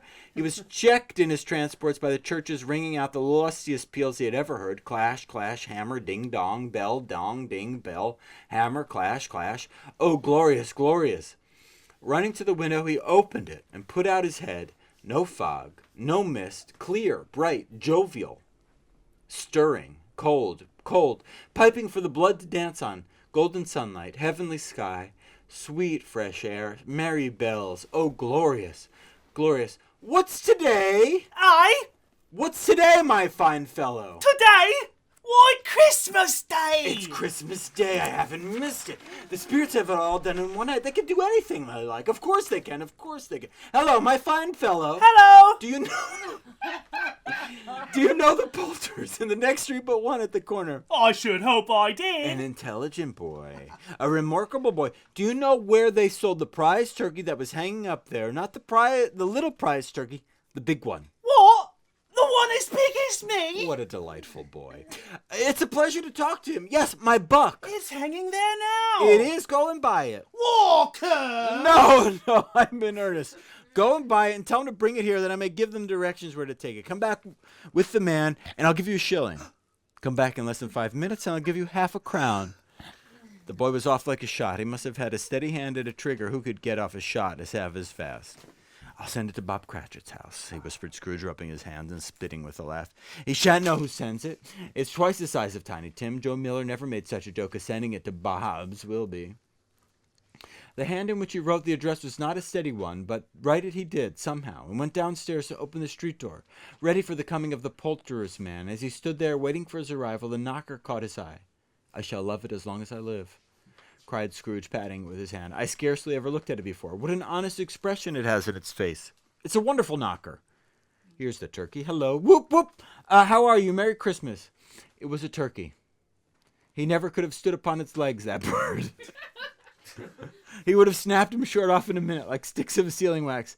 "Why, it's impossible to carry that to Camden Town," said Scrooge. "You must have a cab." The chuckle with which he said this, and the chuckle with which he paid for the turkey, and the chuckle with which he paid for the cab, and the chuckle with which he recompensed the boy were only to be exceeded by the chuckle with which he sat down breathless in his chair again and chuckled till he cried. Shaving was not an easy task, for his hand continued to shake very much, and shaving requires attention even when you don't dance while you're at it. But if he had cut the end of his nose off, he would have had a piece of sticking paper plaster over it and been quite satisfied. He dressed himself in all his best and got out into the streets. The people were by this time pouring forth. Everyone's busy, blah, blah, blah. He finds charity. "My dear sir, how do you do? I hope you succeeded yesterday. It's very kind of you. A Merry Christmas to you, sir." Mr. Scrooge? "Yes, that is my name. I fear it may not be pleasant to you. Allow me to ask your pardon, and I will have the goodness..." Oh, Lord bless me. My dear Mr. Scrooge, are you serious? "If you please, not a farthing less. A great many back payments are included in it, I assure you. Will you do me that favor?" Oh, My dear sir, I don't know what to say to so Don't much men. say anything, please. Come and see me. Will you come and see me? I will. Thank ye. I'm much obliged to you, and I thank you 50 times. Bless you. He went to church and walked about the streets and watched the people hurrying to and fro and patted the children on the head and questioned beggars and looked down at the kitchens of houses and up to the windows and found that everything could yield to him pleasure. He had never dreamed that any walk, that anything could give him so much happiness. In the afternoon he turned his steps towards his nephew's house. He passed the door a dozen times before he had the courage to go up and knock, but he made a dash and did it. Is your master at home, my dear? Oh, yes, sir. Where is he, my love? He's in the dining room, sir. Wrong with the mistress. I'll show you upstairs if you please. Thank ye. He knows me. I'll go in here, my dear. He turned the dining room door gently and sidled his face around the door. They were looking at the table, which is spread out in great array, for these young housekeepers are always nervous on such points and like to see that everything is right. Fred! Dear heart alive, how his niece by marriage started. Scrooge had forgotten for the moment about her sitting in the corner with the footstool, or he wouldn't have done it on any account. Why, bless my soul. Who's that? It is I, your Uncle Scrooge. I've come to dinner. Will you let me in, Fred? Let him in. It is a mercy he didn't shake his arm off. He was at home in 5 minutes. Nothing could be harder. His knees looked just the same. So did Topper when he came. So did the plump sister when she came. So did everyone when they came. Wonderful party, wonderful games, wonderful unanimity, wonderful happiness. But he was early at the office the next morning. Oh, he was early there, but if he could only be there first and catch Bob Cratchit coming late, that was the thing he had set his heart upon. And he did, yes, but he did. The clock struck 9. No Bob. 1/4 past. No Bob. He was a full 18 minutes and a half behind his time. Scrooge sat with his door wide open that he might see him come in. His hat was off before he opened the door. His comforter, too. He was on a stool in his jiffy, driving away with his pen as if he were trying to overtake 9 o'clock. Hello. What do you mean by coming in here at this time of day? I'm very sorry, sir. I was, I'm behind my time. You are? Yes. I think you are. Step this way, sir, if you please. It's only once a year, sir. It shall not be repeated. I was making rather merry yesterday. Now, I'll tell you what, my friend. I'm not going to stand for this sort of thing any longer. And therefore, I'm about to raise your salary. A Merry Christmas, Bob. A Merry Christmas, Bob, my good fellow, than I have given you for many a year. I'll raise your salary and endeavor to assist your struggling family. And we'll discuss your affairs, and this very afternoon over a Christmas bowl of smoking bishop, which I know you love. Make up the fires and buy another coal scudder before you dot another I, Bob Cratchit. Scrooge was better than his word, and he did it all and infinitely more. And to Tiny Tim, who did not die, he was his second father. He became as good a friend, as good a master, and as good as a man in the good old city, or any other good old city, town, or borough in the good old world. Some people laughed to see them, to see the alteration in him. But he let them laugh. And little heeded them, for he was wise enough to know that nothing ever happened on this globe for good, at which some people did not have their fill of laughter at the outset. And knowing that such as these would be blind anyway, he thought it quite well that they should wrinkle up their eyes and grins and have the malady in less attractive forms. His own heart laughed, and that was quite enough for him. He had no further intercourse with the spirits, but lived upon the total abstinence principle ever afterwards, and it was always said of him that he knew how to keep Christmas. Well, if any man alive possessed the knowledge, may that be truly said of us, and all of us. And so, as Tiny Tim observed, God bless us, everyone. And that's it.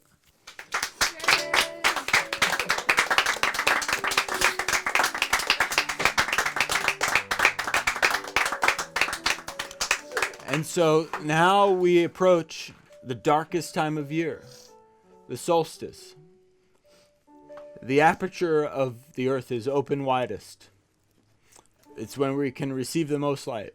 And from here on in, it will get brighter. For many people, I hope. But for some people, it doesn't get any brighter. And for them, we can be good company. And here's a poem for those people and for everybody. Whose woods these are, I think I know. His house is in the village, though. He will not see me stopping here to watch his woods fill up with snow. My little horse must think it queer to stop without a farmhouse near, between the woods and Frozen Lake, the darkest evening of the year. He gives his harness bells a shake to ask if there is some mistake. The only other sound's the sweep of easy wind and downy flake. The woods are lovely, dark, and deep, but I have promises to keep, and miles to go before I sleep, and miles to go before I sleep. Let's keep our promises. Let's keep walking. Happy holidays, everybody. Thank you to this wonderful group of people.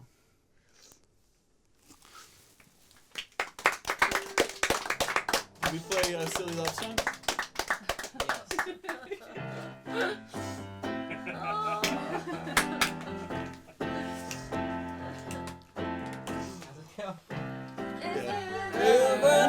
Silly love songs. I look around me and I see it isn't so. Some people wanna fill the world with silly love songs. What's wrong with that? I'd like to know. 'Cause here I go again. I love you. I love you. How can I explain how I love her?